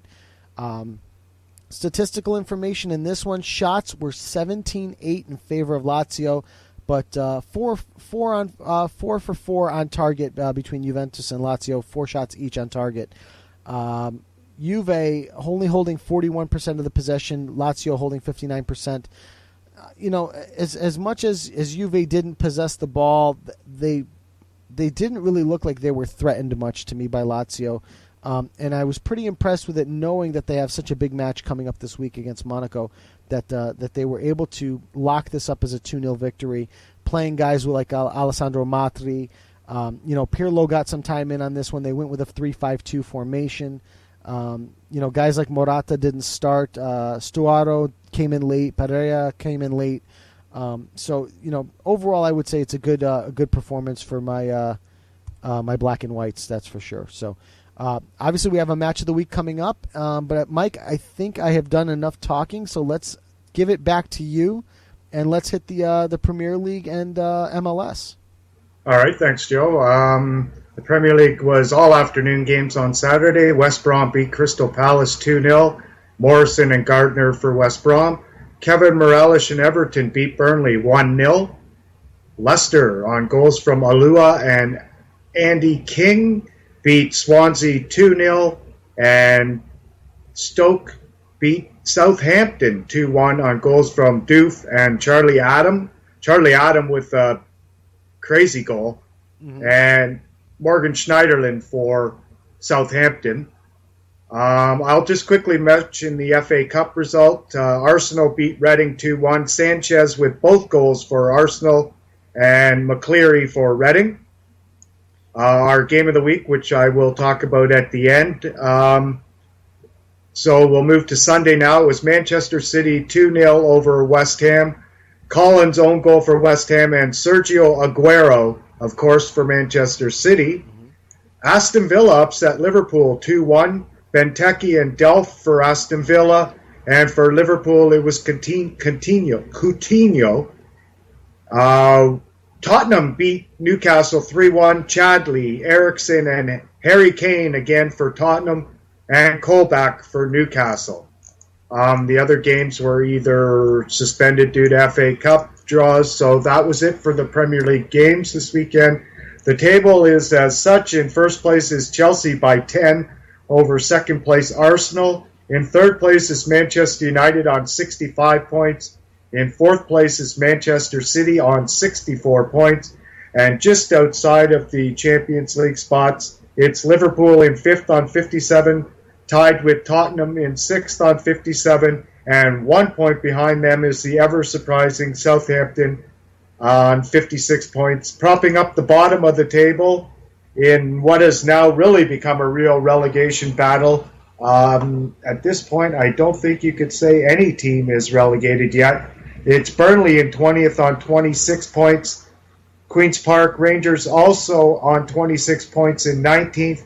And just ahead of them in the relegation zone right now is Leicester City on 28 points. Hull is also on 28 points. Sunderland in 16th place on 29 points. And looking like they're now safe in 15th is Aston Villa on 32 points. 4 out of the relegation zone, but I guess actually they're not quite safe. Joe? Well, it's not so much that they're not safe, but think about it.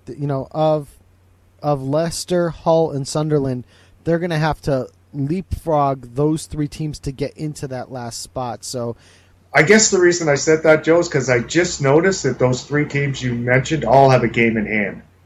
Aha, they do. Yeah, Sunderland, Hull, and Leicester. So, but Sunderland can catch Villa with a victory, and I don't know who the game at hand is against, because that would mean it looks like we've got 6 teams. We've got Chelsea, Arsenal, Liverpool, Hull, Leicester, and Sunderland all have 32 matches. So I would imagine they're probably some type of FA Cup holdovers from the previous weeks, and I would imagine that you're probably talking like a QPR Arsenal match. So right, but I think we are also talking maybe about a relegation battle match too. I'm not sure. Yeah.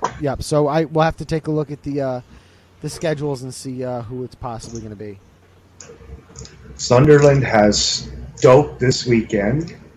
Okay, then they have Southampton, Everton there. Sunderland and Leicester on the 16th of May. Okay, so that's your match. So you got to remember those 2 teams are going to beat each other up, and let's say Sunderland wins, then Leicester's on 28 points, and then Aston Villa is 4 points ahead, and even on matches. So it's one of those things that you can those teams are going to be playing for their lives, and I think Villa can probably sit back and watch what happens. And also, keep in mind, Villa's playing much better than they were, I'd say, 8 weeks ago, where it seemed like, or even 10 weeks ago, where it seemed like they couldn't even score a goal. Yeah, no, I agree with that. Yeah, so Aston Villa have got Manchester City. Actually, they've got a tough run-in, Joe. They've got Manchester City this weekend at the Etihad. Then they've got Everton at home. Then they play West Ham at home. Then they play Southampton on the road. The one easy match, I guess, is Burnley at home. But then to finish the season in what could possibly be, an important game still, given the table right now, they have Arsenal. So out of their 6 remaining games, they have Manchester City, Everton, and Arsenal. And then you can also throw Southampton in there. Everton's been such an enigma this year that you don't know which Everton you're going to get. Although they are playing a little better in the last couple of weeks. Yep, they actually won 4 of their last 5 matches. So they are, but again, consistent. They've been consistently inconsistent over the season. True enough. Yeah. Okay, let's take a quick look at the top scorers in the Premier League. On top is Sergio Aguero with 20, tied with Harry Kane of Tottenham. He's also got 20. In third is Diego Costa with 19. The surprising Charlie Austin from the Queen Park Rangers with 17. Oliver Giroud on 14, along with Alexis Sanchez. So there's 28 goals for those two for Arsenal. Great season. Oh, yeah. The person we talked about earlier, the player of the year in my mind, Eden Hazard on 13. Mourinho from West Brom in 8th with 12, tied with Wayne Rooney. And in 10th, the man who did not break his cheek, thankfully, this weekend, David Silva on 11. And Papa Demba Cease also has 11. So those are your top 10 goal scorers in the Premier League. All right. And our Chelsea prediction, our Chelsea-Man U prediction, you had Chelsea 3-0. 3-0, and Chelsea won at 1-0. Eden Hazard goal in the 38th minute. There was 3 yellows for Chelsea, Drogba, Ivanovic, and Oscar. And Herrera for United. Shots on goal in this one were 7 shots for Chelsea, 2 on target. They hit the woodwork once and had 3 shots blocked. Manchester United, who many Manchester United fans say dominated this game, had 15 shots on net, yet only 2 were on target. They hit the woodwork once and had 5 shots blocked. I guess it was, these days, a typical Chelsea victory. Yeah, 70% possession by Man United in this one. Yeah, but sometimes possession's overrated when most of it's in your half of the field and the other team's just clogging up the midfield. Right. And I think that goes back to what Matt Aldridge alluded to is, are they playing pretty football? And I would agree with Matt. Who cares? Because in the end, all that matters is what it says on the scoreboard. And last I checked, Chelsea still won this match. So, and your first 3 stars, using the hockey analogy or whatever you want to call it here, was Eden Hazard, Cesar Azpilicueta, and Chris Smalling in third for Manchester United. Yeah. So, but sorry, Joe. So I was going to say, really for Chelsea, the gauntlet kind of ends here with Arsenal on the weekend. Once they get through this match, I don't want to say it's easy going or clear sailing, but certainly.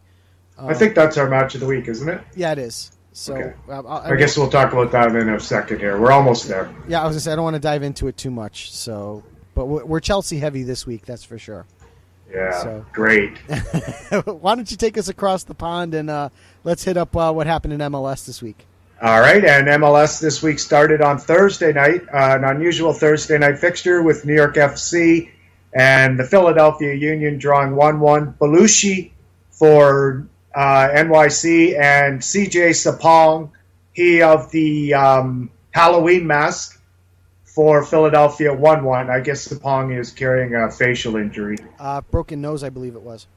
Right, and it looked like, actually, I thought at first he got hit in the face again this weekend, but then it turned out to be somewhere else. But he's really takes a beating, that guy. Yeah, he definitely does. Okay, the next game of the weekend, just hold on one second here, I've got a bit of a mess going on, was DC United versus Houston Dynamo. That was also 1-1. That was on Friday evening. Chris Wolf scored for DC United, and Ricardo Clark for the Houston Dynamo. 1-1 was the final there. The Columbus Crew beat Orlando City 3-0 on Saturday. Higuain, Miram, and Kamara for Columbus. 3-0 was the final there.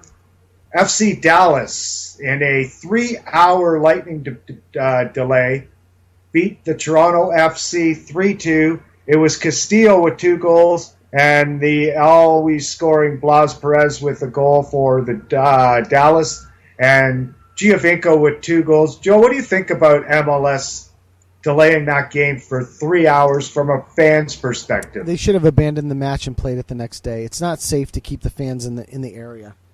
Now, tell me if you know this, because it was definitely unclear on Twitter, and even the aforementioned Curtis Larson wasn't sure, and it seemed that nobody from FC Dallas or FC Toronto is sure what the rule is if that game would have been abandoned. I'm not sure either. I haven't heard anybody come out about any particular rules regarding that. So, I'm sure MLS would have made it up as they went along, but yeah.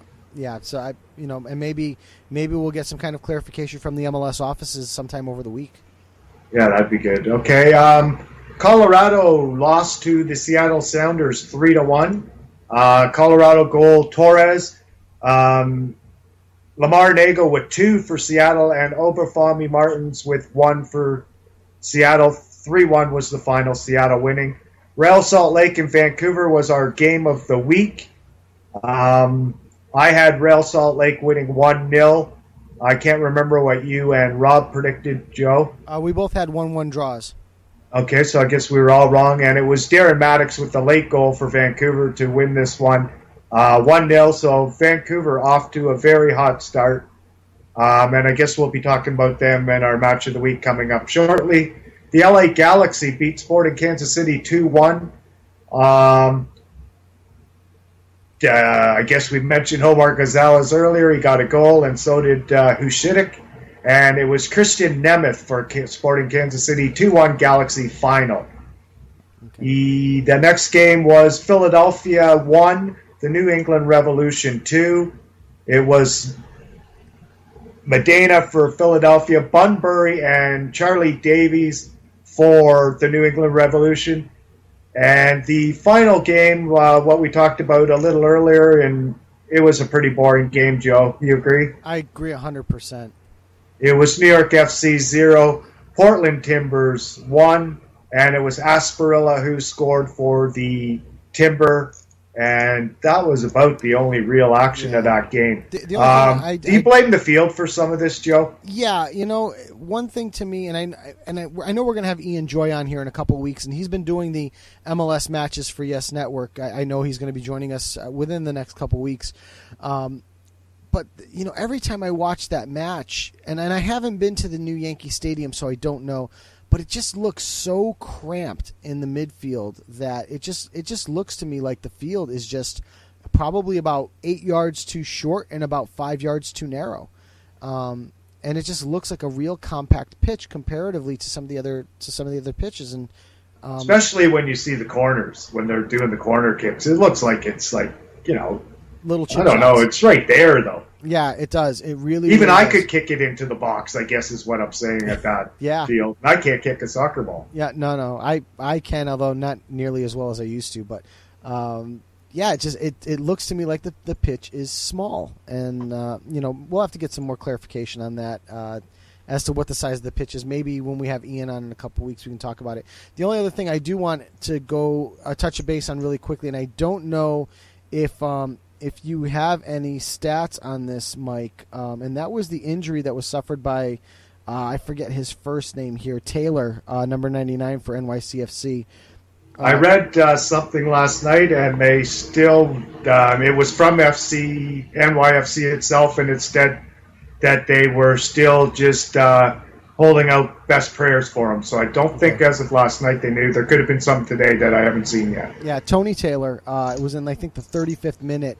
Looked to me, I mean, it wasn't anything that I would say is gruesome, but looked to suffer a pretty serious knee injury. It looked like a hyperextension with a little rotation.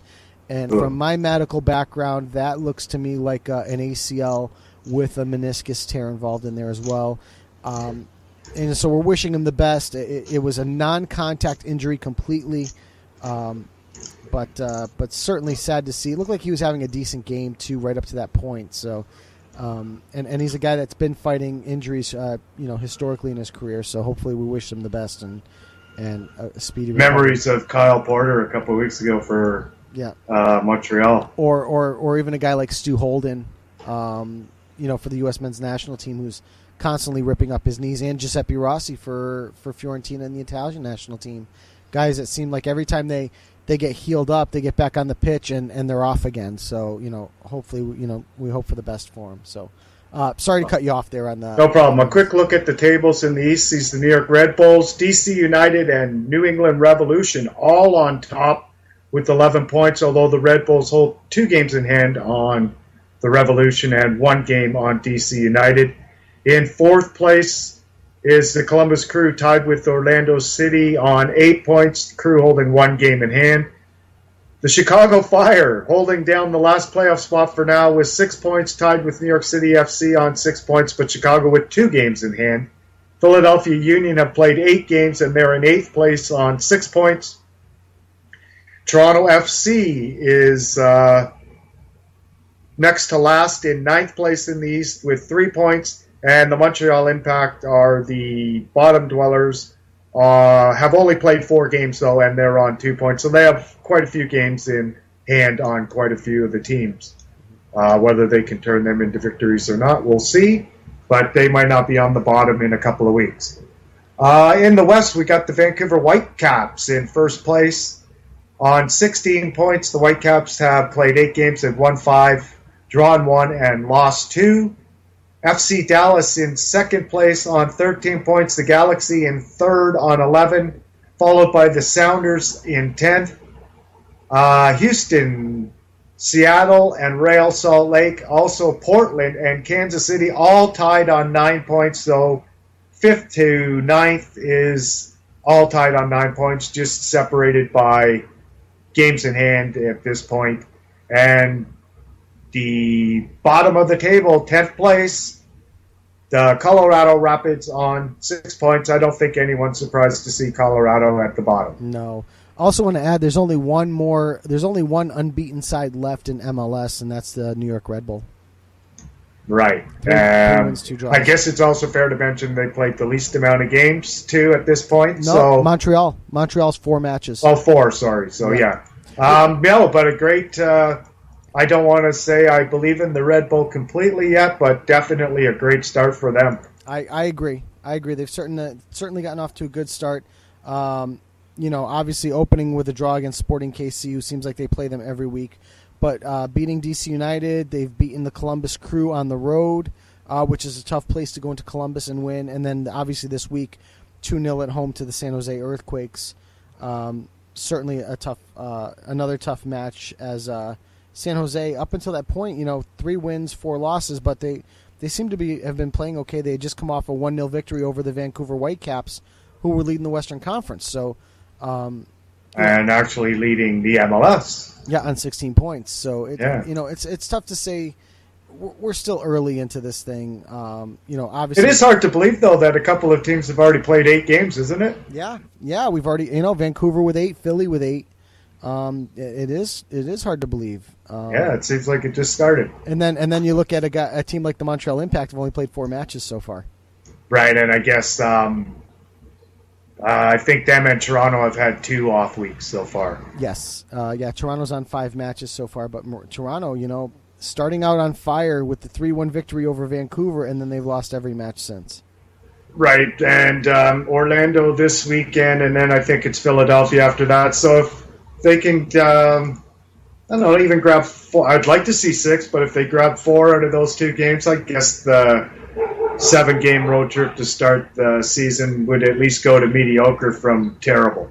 I'm glad we're talking about Toronto FC right now because there's been a little back and forth over the past few minutes on Twitter. We had mentioned earlier that Curtis Larson had said there's no truth in any rumor that Vanny's getting sacked, and it's not happening as of now. Somebody named Phil Soares, who I've seen the name before, said, "LOL, bud. I trust David Amoyal over you any day." And David Amoyal came back and said, "Well, I could be wrong on timing. What I have no doubt on is Toronto wants an Italian manager next." And Curtis replied back, "I'm told there are no plans to change manager as of today." So, and then he also replied with his snide remark that he likes to use when Phil T. Source wrote, "LOL, bud, I trust that David Amaral over you any day." And he replied, "I'm not your buddy, bud." Oh, fantastic! I love Twitter. It's just train wreck after train wreck. So, but not saying that I don't trust Curtis Larson, but I certainly trust David Amoyal as a quality source for all things football. And if David, and especially if it's something Italian, and David knows that they're sniffing around for an Italian manager, David's going to know about it. You know what I mean? He's that kind of guy. So I don't know. I trust. I've heard David Amoyal on a lot more radio shows and talk shows, including this one. I've heard David Amoyal a lot more than I've heard Curtis Larson. So I'm not saying that I don't trust Curtis Larson. They both could be right. He says he's not calling. There will be no manager change as of today, and so yeah. Yes, they could both. They be both right. could be right. Sure. I mean, that one's going to be fun to play out over the next few weeks. So. I'm sorry, I kind of cut you off on the MLS thing there, but that's all right. I was finished, so I'll just give a quick look at the top goal scorers in the MLS. We haven't done that yet this season, I don't think. First is Octavio Rivero from the Whitecaps on 5. And then we got a whole slew in second, including Obafemi Martins, Kai Kamara, and Blas Perez, all on 4. And we've got a whole slew in 5. For 5th, so I'll just mention a couple of the familiar ones. You've got Lloyd Sam of your own New York Red Bulls, Joe. Giovinco from Toronto. They're all familiar, so it looks like I'm going through all of them. Yeah. Kaká from Orlando. Castillo from FC Dallas. Wondolowski from San Jose. Fernando Adi from Portland. Clint Dempsey from Seattle. And Aristigueta from Philadelphia. They're all tied on 3 goals. And I just see a name there that I did mention something to you privately yesterday that you didn't respond on. Tisho Akindele, 2 goals for FC Dallas. I read yesterday that the Canadian Soccer Association is quietly confident that Tisho Akindele will be on board for the upcoming World Cup qualifiers and the Gold Cup for Canada. Oh, wow, really? Yes. That's a little bit of a quietly optimistic. So do you think he might have been told by Klinsmann there's not going to be a spot for him? I think there's certainly significant potential for that because all signs were pointing that Tisho Akindele was playing for the U.S. I mean, and we talked about that.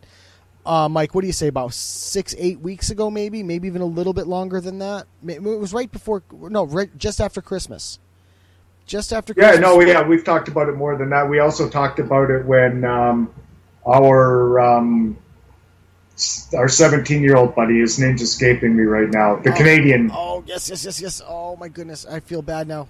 Yeah, so do I. Hold on. I'll give me 1 second. Because I haven't seen him pop up on Twitter recently. Last I knew, he was over in, I think it was Slovakia, but I'm not sure. Ryan Pinkarski. Yes, so we also talked about it then when we talked to him. So yeah, so I will. We'll see. If that's the way it's going right now. I mean, maybe Akindele also looks at the team as constructed for the U.S. men's national team. Do you know who else is also eligible for? Yeah, Ryan Karski. Do you know who else is also eligible for Canada that I had no idea of until this weekend? No, who? Vittoria from Philadelphia Union. Oh, okay. Yeah, he's Canadian by birth. And a decent player at that, too. Very good. Yeah, that's what I mean. Yeah, very good player. So, we'll have get to a see. couple of these guys into the fold. Maybe we can at least get a goal. Yeah. I think it'll get more than that.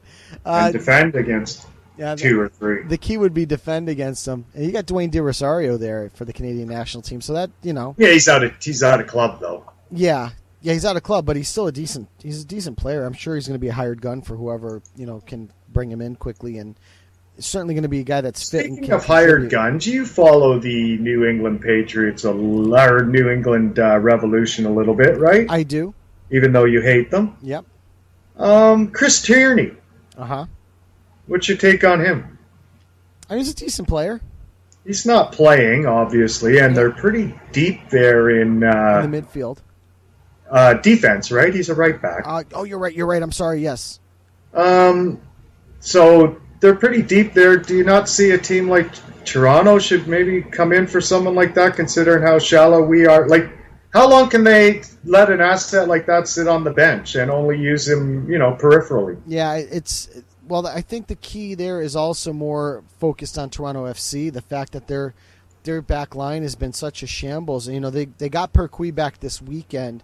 No Stephen Caldwell. Right, but no Stephen Caldwell yet. They're still working on, still waiting for him to come back, which, by all reports is going to be very, very recent or very, very soon. Right. But they still, if it wasn't evident that they are very thin in the back line, they need to do something. Because New England's got that Woodbury guy. Do you know him? Woodbury, no. I know Teal Bunbury. London Woodbury?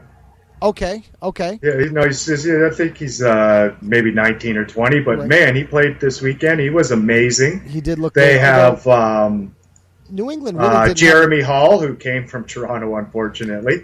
They have Kevin Olsen. Sorry, Joe. They have Darius Barnes. They have Gonclaves. They have Tierney, and they have Farrell. And New England, I got to say, for the first half of their match this weekend, they looked awful.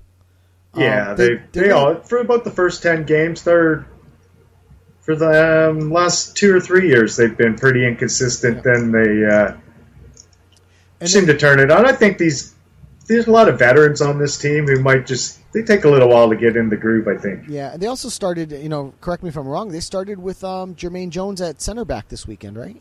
They did, and you said you didn't think he played very well. I actually thought he did a decent job back there. I didn't think he was as good. I don't know. He's for me as a center back, he's still a little bit of a work in progress. I think the thing is that how many American players have turned to defensive roles later in their careers to kind of extend their careers by. I wonder if this is a U.S. Men's national team thing. It could be, because I think he has come back, and I honestly don't think that Jurgen Klinsmann is happy with the crop that he has right now playing defense.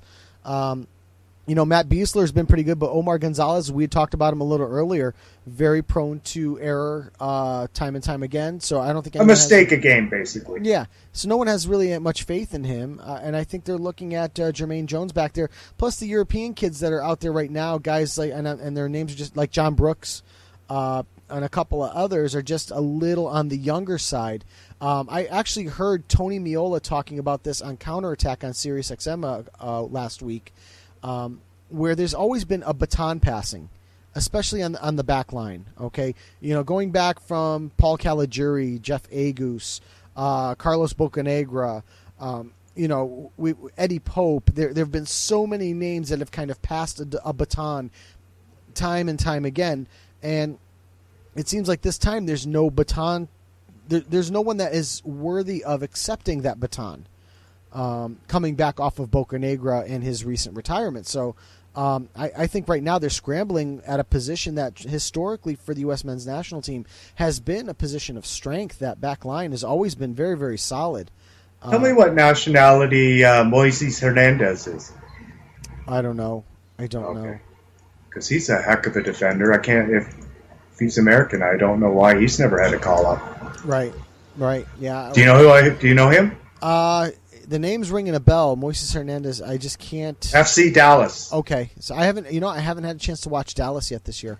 Oh, well. Of all the teams that I've seen so far, obviously being up here in the Northeast, we're more New York centric. Dallas, Texas he's from. Oh, he's from Dallas. So homegrown, homegrown and born. You never know. Maybe Klinsmann will be looking at him soon, but it almost seems like 23. Maybe that's the reason he hasn't had a call yet. Yep. It's almost like Klinsmann has a lot of mediocre to look at. Do you know what I mean? There's no right, and I don't know. We've got to see if maybe something will come up of it soon, but we'll have to just wait and see. Oh, I just might have got my. Sorry, Joey. Might have just. It says he has played for Guatemala. So born in the United States, but looks like he's played for Guatemala. Don't know if he played for them in a competitive match or not, but so maybe that's why. One other thing, even though it's off topic, Liam had posted on Twitter a couple of minutes ago that people who could play for your country. Patrick Bamford played for Republic of Ireland U18s, and Liam is Irish, so. He's keeping his fingers crossed that Patrick Bamford's going to be, playing for Ireland. So we'll have to keep an eye on that situation as well. So let's wrap up our MLS coverage. But you know what I'm reversing roles here, Mike, just a little bit, or reversing spots here just for a second. I figure since we're on the MLS, let's talk about the CONCACAF Champions League Final. Let's touch on that really quick. We have, and it's going to be in our Match of the Week segment, so I just want to touch on it quickly. But we've got two teams going at it here for the Champions League Final for the first time in a long time. We've got we've got an MLS side in the Montreal Impact. And I believe, Mike, correct me if I'm wrong, first Canadian side to challenge for this title. Am I right in saying that? I'm pretty sure that's correct. Yep. Going to be playing. Obviously, as big of a team as any, Club America plays at Estadio Azteca, where it's anytime it goes to Mexico for anything American, it always goes to Azteca, it seems. But that match, we'll give our predictions on that coming up in a few minutes. That match is on Wednesday. The nice thing about the CONCACAF Champions League Final, it's 2 legs. So this first leg is Wednesday night at 9:00 Eastern.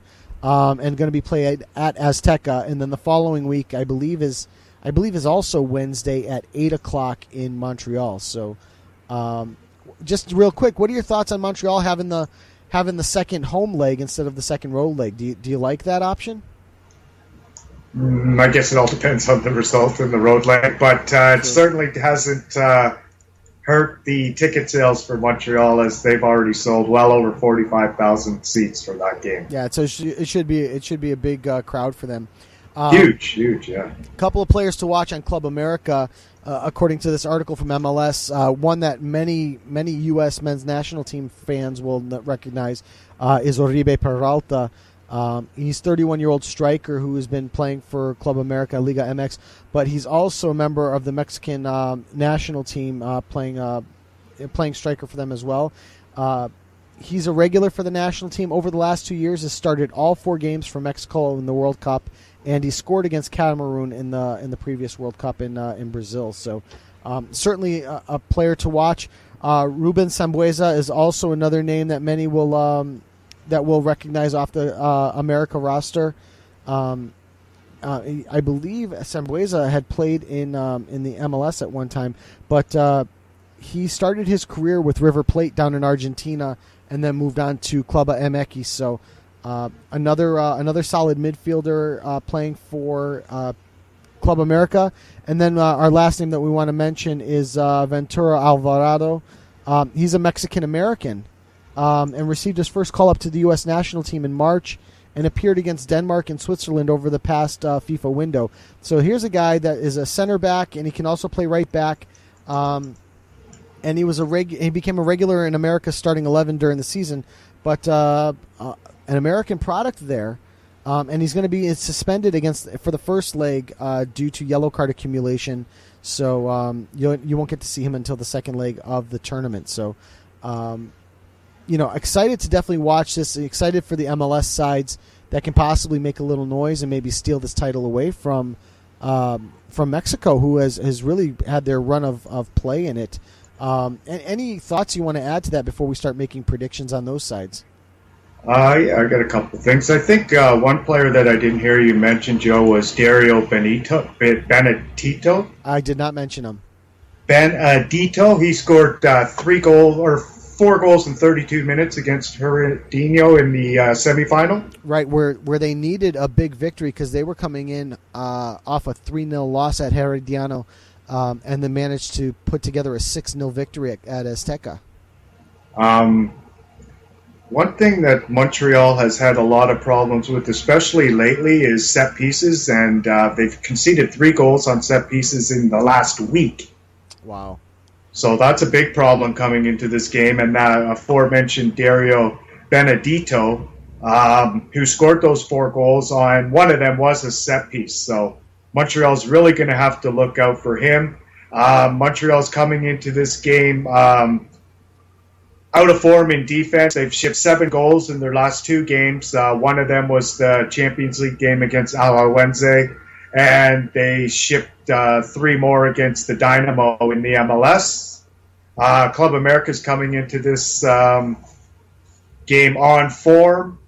They won their last game 6-0 at the Estadio Azteca, 6-3 on aggregate. And their goal-scoring ratio for this tournament, Joe, is a whopping 3.75. Wow. They've scored 30 goals in 8 games. That's a lot of firepower. Actually although their most recent match for Club America in the domestic league, taking a 4-0 thumping from Querétaro, I believe, I'm just checking the box score in this one because I think... a name you'll recognize. Yeah, a name you'll recognize scoring 2 goals in this one. None other than Ronaldinho. Scored 2 goals, and Club America losing 4-0 at Azteca to Querétaro. In that right, that's one result. But until then, they had been definitely in for. This is going to be very tough for Montreal. One thing that Montreal has done throughout this whole Champions League adventure so far is they've really shown detail second to none in their preparations. They've arrived again. Last time it was 2 weeks before the tournament because not only are they facing Azteca, Joe, in this home opener, they're also going to be facing the Elevation. Yes, and the smog. Yes, I want to add to that the Elevation and the smog because there's a air quality problem in Mexico City for sure.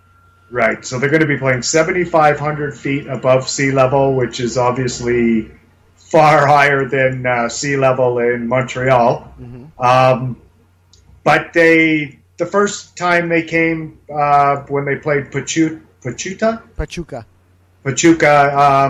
they came 2 weeks before to get acclimatized. This time they've shown up 1 week before. They flew out on Thursday.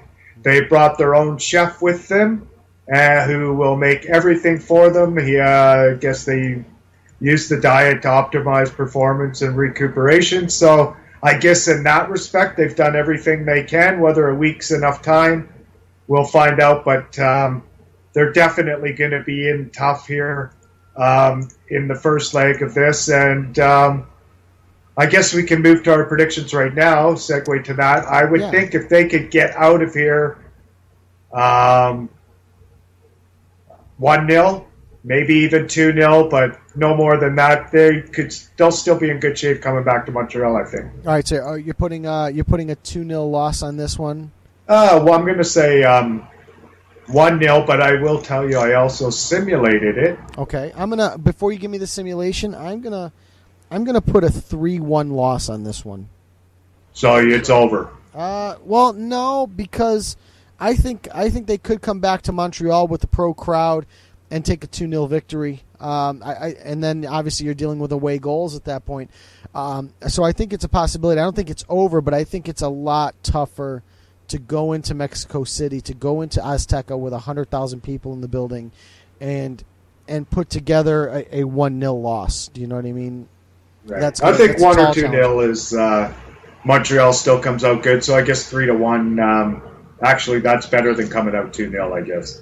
See, I'm of the contrary thought. I think coming out 3-1 is better than coming out 2-0. No, that's why I'm agreeing with you. Coming out 3-1 is better than coming out 2-0. So absolutely.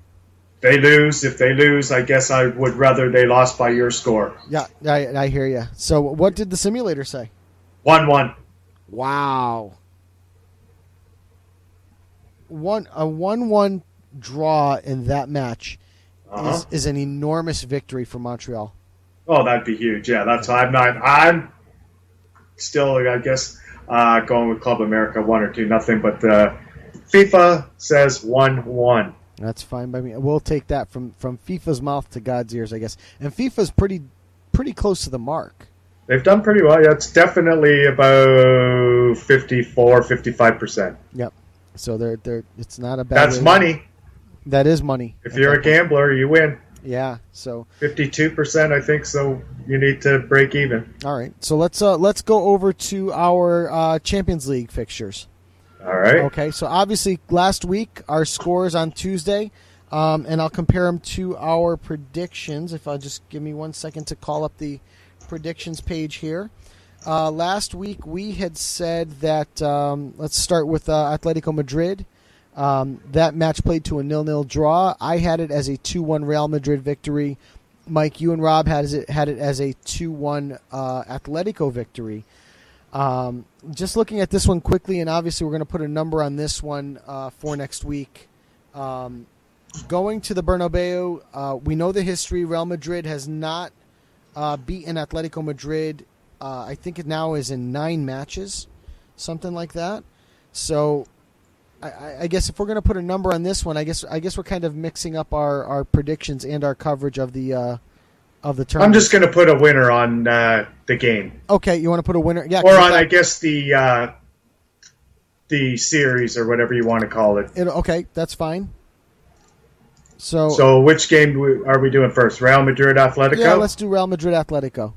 Yeah, I got Real Madrid clinching their place into the semifinal. I agree with you. I think they're going to finally break this streak, and I think Real Madrid will come away. If I had to put a number on the match, I'm going to probably say 2-1 Real Madrid. But I do think that they will come away with this particular match and move forward to the semifinals.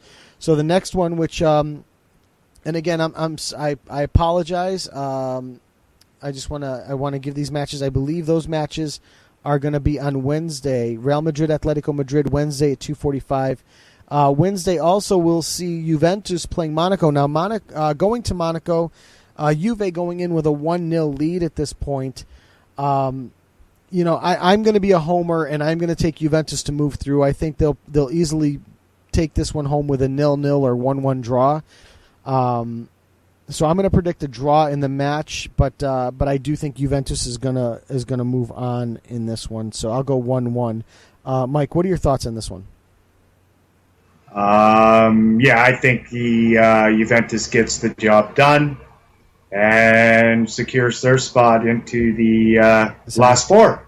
Perfect. So let's go on to Tuesday. They'll do a better job than Arsenal. Well, they've already done that, right? Right. I guess they'll get it finished first. Yeah, exactly.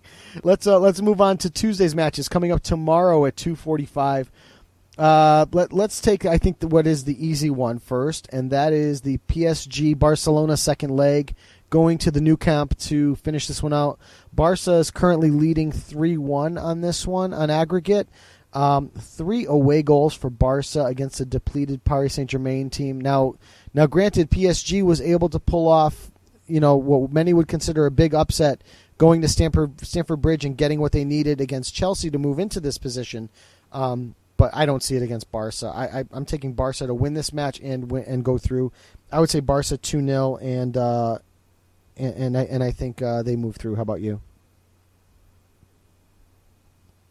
Sorry, Joe, I was muted. I definitely agree. I think Barca beats Paris Saint-Germain bigger than they beat Manchester City in the game that they played in the round of 16. Okay. So a big win for Barcelona. And we've got Liam in Twitter just putting it out there, 4-0 Barca. Yeah, something like that. I agree with that. Yep. So that's what he's going with as well. So I just want to make sure we mention that. The last match, which I think certainly took us all by surprise. FC Porto 3-1 at home to Bayern Munich. Amazing result. I don't think none of us saw it. I mean, going back to what our predictions were on that match, we had 3-0 Munich for me, 2-0 Munich for you, and 2-0 Munich for Rob. I mean, we totally had this one wrong. I just want to give the statistics in this one. We had a Quaresma goal in the 3rd minute, a Quaresma goal in the 10th minute, and then Thiago Alcantara in the 28th minute pulling it back to 2-1 for with a goal for Bayern. And then we have Jackson Martinez in the 65th minute, who I think is extremely underrated. And there have been rumors floating out there that Jackson Martinez will be going to Juventus, and I would love to see Jackson Martinez in the black and white stripes. So I think he's incredibly underrated. The Colombian international is a fantastic player. I've got Liam putting a 6-0. Liam actually last week had put a 6-0 Bayern prediction on this one. So Liam, we all missed it, man. we all killed it. But this is a new week. We are going back to Bayern. Even though Bayern is 2 goals down, they do have the away goal. Going back to Munich. Mike, your thoughts? Porto finished what they started. Porto finished what they started and knock them off, huh? Yeah. Wow, that is certainly that is bold, my friend. That is bold. They have to score once. That would mean Bayern have to score 3 goals just to tie and take it to extra time. Wow. Let's I'm going to pull a Ben on this one, and I'm going to say that that's going to happen. 3-1, and Bayern win in extra time on a Mario Götze goal. So I'm going to go Bayern 3-1, and then we'll go to extra time. So how's that? Yeah, it's a prediction. That I'm going all out on that one. So really by your assessment of the situation, we have Real Madrid, Juve, Barcelona, and Porto moving on to the Final Four. I've got Real Madrid, Juve, Barcelona, and Bayern Munich moving on to the Final Four. With any of those Final Fours, if you had to pick a winner right now, who do you have? Oh, sorry, I'm on mute again. Barca, yeah, me too. I do think with those Final Four, Bayern or Porto, I think you have to make Barca the favorites in the clubhouse. But I got to tell you, don't sleep on Juve. Juventus really, really playing well right now. My worry for Juventus was that they would turn it off, a la Bayern did last year. Having locked up the season so early, and they just they haven't shown any signs of that. They've been playing very, very well. Didn't they lose 1-0 to Parma? Yeah, they did sleep on that one. Yes, you are correct. But other than the Parma debacle, I had to throw that one in there. They lost to a team that doesn't even really exist. Yeah, pretty much. So maybe that's why they lost. It was like a ghost team. Yeah, maybe. But other than that, they haven't been out of their league in any matches, I would say, over the last 2 months. So they really are playing well. We'll have to see what happens moving forward. But I do agree with you. I think looking at those sets of 4 teams, those final 4 teams, whether it's Bayern or Porto, which we disagree on, but the rest of them, I think you're right. I think it's Barca's to lose at this point. It's they're certainly a quality side. So let's go on to the Europa League. I will let me give you the results from this past Thursday, and obviously these matches will all be played at 3:00 on Thursday. Sevilla winning at home 2-1 against Zenit. We had that one. Actually, Rob had that wrong. Rob had that 2-0 Zenit, and you and I, Mike, had it both as 1-0 Sevilla victories. We had Club Brugge and Dnipro playing to a 0-0 draw, and we all had that wrong. As I had Dnipro winning that, you had Bruges, and I had Rob had Dnipro. Dinamo Kiev and Fiorentina playing to a 0-0 draw. I had Fiorentina winning. Mike, you're the only one that got that one right. You had the 1-1 draw, just like as predicted. Very good. And Rob had a 1-0 Fiorentina victory. And the last match, which we all totally butchered, Wolfsburg at home getting dismantled. I mean, Mike, dismantled is probably putting it gently. 4-1 against Napoli. I know better than to bet against Rafael Benitez too. So especially in these tournaments. Slap me. Yeah, that's what I mean. Yeah. Yeah, he's my mistake as well. We had a Gonzalo Higuain goal in the 15th minute, Mark Hamsik in the 23rd and 64th minute, Gabbiadini in the 77th, and Nicholas Bentner adding a conciliatory goal in the 80th minute. But this one was one-way traffic, man, and even Benaglio, the goalie for Wolfsburg, made an error that led to a goal. Just a comedy of errors. Really a great performance by Mark Hamsik. Gonzalo Higuain had a great game as well. Again, Jose Callejon actually putting in his 2 cents. Really a great performance from a team who had really looked like they were completely out of sorts, especially on domestic soil over the past few weeks. So a great performance out of them. Let's go on to our quote-unquote predictions in this particular matchup. Let's start with Zenit Sevilla. This is going back to Russia, going back to St. Petersburg. Sevilla currently up on this one. I forget the score. Was it 2-1? And actually, Sevilla had to add 2 late goals to win this one, but 2-1. Zenit with the own goal in their back pocket, or the away goal. What are your thoughts on this one? I think Sevilla get through on a draw. Okay, I think you're right as well. Sevilla's playing pretty well, and I would say a draw is probably the appropriate choice. Because of the 2 teams that we know the least about in Dnipro and Club Brugge, and they actually played to didn't they play to a draw? They played to a 0-0 draw. Do you want to stick with Bruges on this one? No, I'm going to take the Ukrainians. Okay, and I was going to take the Ukrainians too. Damn it. I was hoping you would actually stick with Bruges, but that's all right. Also, you were trying a little reverse psychology there, right? There you go. Going to stick with Bruges on this one? Yep. Fiorentina. No, I'm taking Dnipro. Fiorentina going home down 1-0 to Dynamo Kiev. I'm taking the Italians. Even though they lost earlier today 1-0, I'm going to take the Italians in this one moving forward. So I'm going to take Fiorentina. I'm taking the Viola victory myself. There you go. And I think it's going to be like a 2-0 victory to get them through. And the last one to move through, I think this is probably done and dusted, but for laughs, let's just say it. Napoli at home versus Wolfsburg with 4 away goals in their back pocket. Napoli? No doubt. No, yeah, I was going to say, I don't think there's much to discuss. So for the Final 4 in the Europa, we've got Sevilla, Dnipro, Fiorentina, and Napoli. We both agree on all 4 teams. On run of form, man, I got to say Napoli's going to win this one. And 2 weeks ago, I would have told you it's easily Fiorentina, or actually, no, I'm sorry, 2 weeks ago, because I said it even last week, it would have been Wolfsburg. But with the Final 4 that exists, I would have told you Fiorentina would be the next choice on the board, not Napoli. But Napoli's playing incredibly well, doing it at home on domestic soil. They won 3-0 this week, 4-1 at Wolfsburg. A few days earlier. I mean, they're scoring them in bunches. How can it not be Napoli? Could be Sevilla. Yeah, Sevilla's always a tough out, and they're the defending champions. Yeah, and they got the Champions League spot at stake. It's going to be good. I'm going to watch the definitely start to fall under close now. Yeah, now, and this is the thing, and you bring up a comment that I wanted to make even on the CONCACAF Champions League. There's something big at stake with the Europa title, and that is a Champions League position, regardless of where you finish in your domestic league. I think because of that component of it, the Italian teams have put a little bit more focus on this tournament.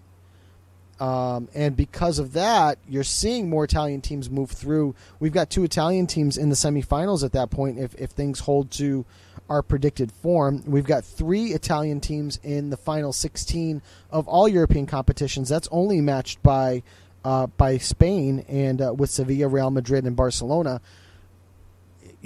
Are we seeing a return? And I think I asked this a few weeks ago. Are we seeing a return of Italian football to some type of prominence?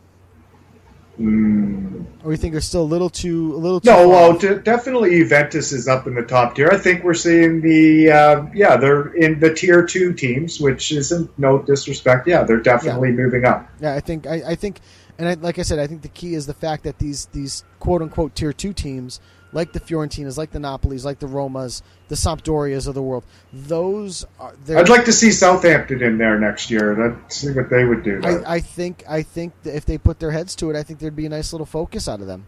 Yeah, it'd be great. What a way for them to get into the Champions League. Oh, that'd be incredible.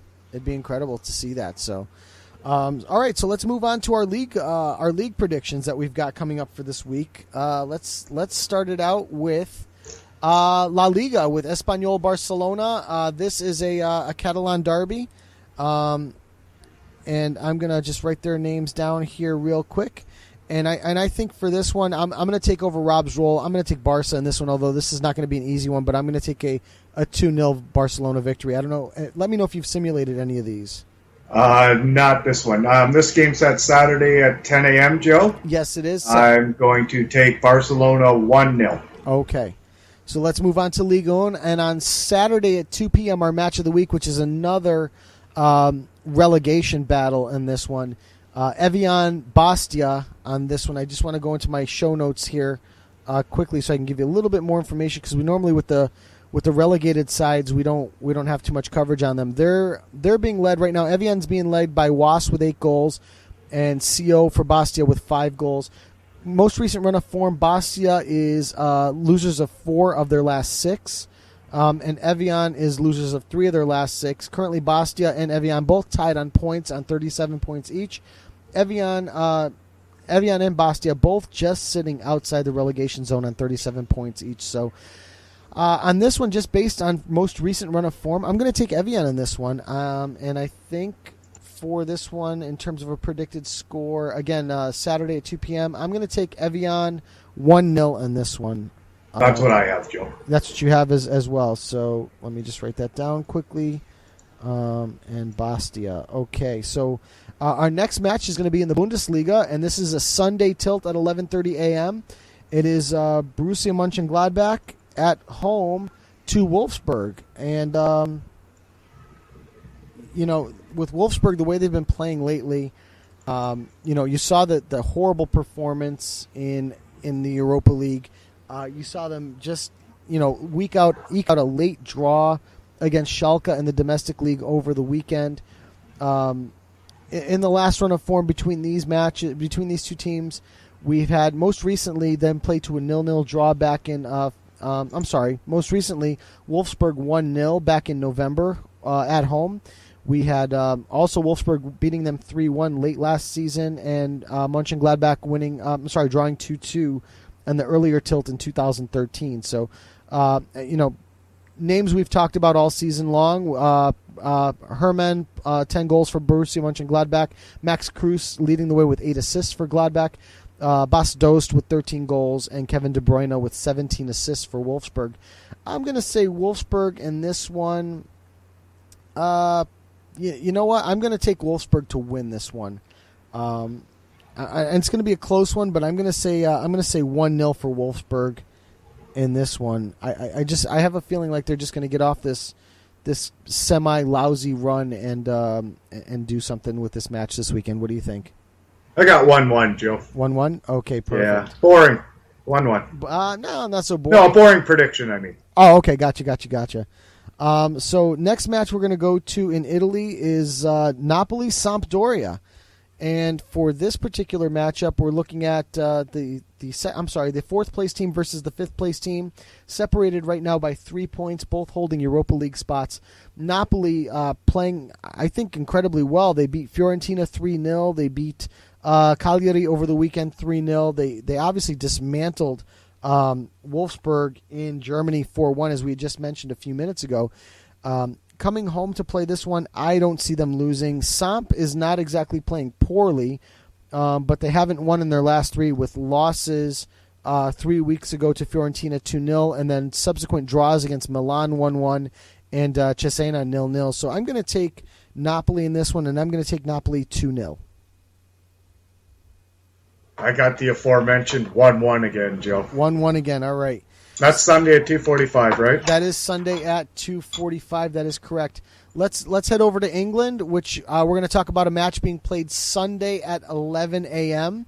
Probably, I would say between all of us, it's definitely going to be our match of the week between Arsenal and Chelsea. As we talked about it with Matt Aldridge just a few minutes or just earlier in the evening, really an opportunity for Chelsea to lock this thing up and be done with it, where they would only need one victory in their last 4 matches against weaker sides to really seal this thing up. So I think with that in mind, I think I'm going to give you the boring prediction this week, and I'm going to go 1-1 in this one. Joe? Yep. That's what I've got. You got 1-1? Uh-huh. Did you simulate this one? I didn't. I did simulate the MLS. I didn't simulate this one. All right, so let's go to MLS, which is our last match. This is a Saturday 10:30 p.m. match, and it is Vancouver against DC United. You got Vancouver, 7 points from 12 at home. They're 2-1-1 with 7 goals for, 6 against. Okay. DC United comes into this one with 3 points from 6 away. 1 win, no draws, and a loss. They have 1 goal for and 2 against. Okay. Top player for DC United is Bill Hamid in goal with a rating of 7.67 from WhoScored.com. Who didn't play this week? Who did not play this week for some reason, but and obviously the Vancouver being led by Rivero as the top goal scorer in MLS right now with 5 goals on the season so far, and obviously Darren Maddox in second place for Vancouver Whitecaps, scoring this weekend for the victory. And I just, of course, it's escaping me as to who. Actually, it's not going to escape me anymore. Real Salt Lake. Real Salt Lake 1-0. So. Boy, you know what? I'm going to let you go first in this one just because I said so. I can't believe it, but again, 1-1. 1-1. But one player that we didn't mention that is someone who's started off pretty hot to watch out for is Chris Pontius. Yes, for DC United. Yes. Yep. So got a good start to the season, and FIFA actually had him scoring this weekend, and again, Rivero for Vancouver in the 1-1 draw predicted. I am taking 2-1 Vancouver. I think they're playing incredibly well right now, and they're going to be a tough out at home. So I think that's going to be the way I'm going to go with it. So, all right.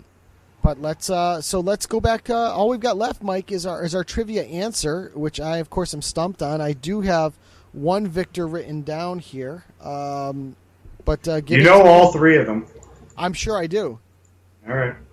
But it's 3 gentlemen in honor of Victor Ramden.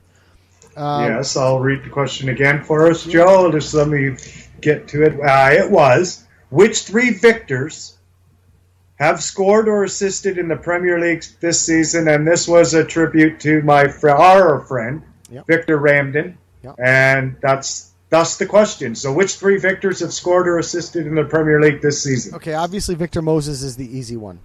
All right. Okay. And there's a Victor that I am missing right now, and I can't put my finger on the last 2 Victors, so I'm going with Victor Ramden and Victor Scamorza. Let's do it that way, but I'm lost on the other 2 Victors, so I'm going to let you go ahead and give it to me.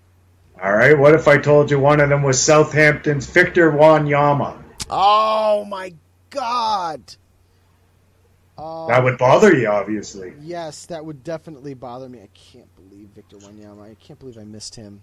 Oh, my God. Played in Ireland previously played for Celtic before coming over to Southampton. Oh, my God, I can't believe I missed Victor Wanyama. And the next one is a former Everton player, I believe now at West Bromwich Albion. Anichebe. Victor Anichebe. Yeah, Liam just gave it to me in the Twitter feed. I can't believe that. All right, well, let me give you the other question I was going to ask you then, see if you can get this one. Okay. All right. Who has won the Primera Liga title the most times? As a player? No, as a team. Oh, as a team, who's won the Premier League title the most times? I want to just say Man United and be done with it. And Primera. Oh, Primera. Oh, Spain. Who's won the? Oh, it's. I'm gonna put it on Real Madrid, and I'm probably wrong, but I'm gonna put it on Real Madrid. I want to tell you that you're not in the right Primera Liga. Which Primera Liga then are you talking about? I am talking about Portugal. Portugal. Oh, I'm going to go with Benfica. Okay, that's correct. You should have asked that one. I would have sounded like a genius. Yeah, or I should have just left it and made you sound stupid when you said Thank you. Barcelona and it was the Portuguese league. Yeah. We got to watch because Primera divisions in Paraguay, Primera divisions in Argentina. Right. Well, yeah. That's why as soon as you said that, I was. Which Primera? Yeah. So very good. You got that one, and you got 1 out of 3 on the Victors. I can't believe. Although you should have probably got all 3 right. Yeah. In Ichibi, I get it. I missed him, and I probably would have missed him, but I can't believe I missed Wanyama. I really can't believe I missed that one. Oh, I'm so mad at myself. So, all right. Well, let's since we've closed up shop, let's hit the closing music. All right, and send our shout outs and thank yous to everybody. And everyone watch that CONCACAF Champions League Wednesday 9 p.m. That's right, 9 p.m. That's a big one. I want to thank on Twitter for following us tonight that I was able to see Liam, also known as Clinical Costa. And his Twitter handle is Tim Sherwood Fan. He's also known as El Crisco. These guys have been coming in the past few weeks. I really appreciate them coming on. And they want to get together like a round-robin table discussion. So I think sometime in the next few weeks we'll probably put together something. Maybe right after the season we'll have them call in. We'll do a show where we're just doing a chat with those guys as fans. So I want to thank them for joining us. I want to thank Matt Aldridge for coming on tonight and talking about the Chelsea-Man United match as well as Chelsea's options moving forward. Really appreciate it. So for episode 70 of Low Limit Football, I'm Joe Usello. And I'm Mike Orr. Thanks for joining us. Have the archives up soon. Good night. Good night.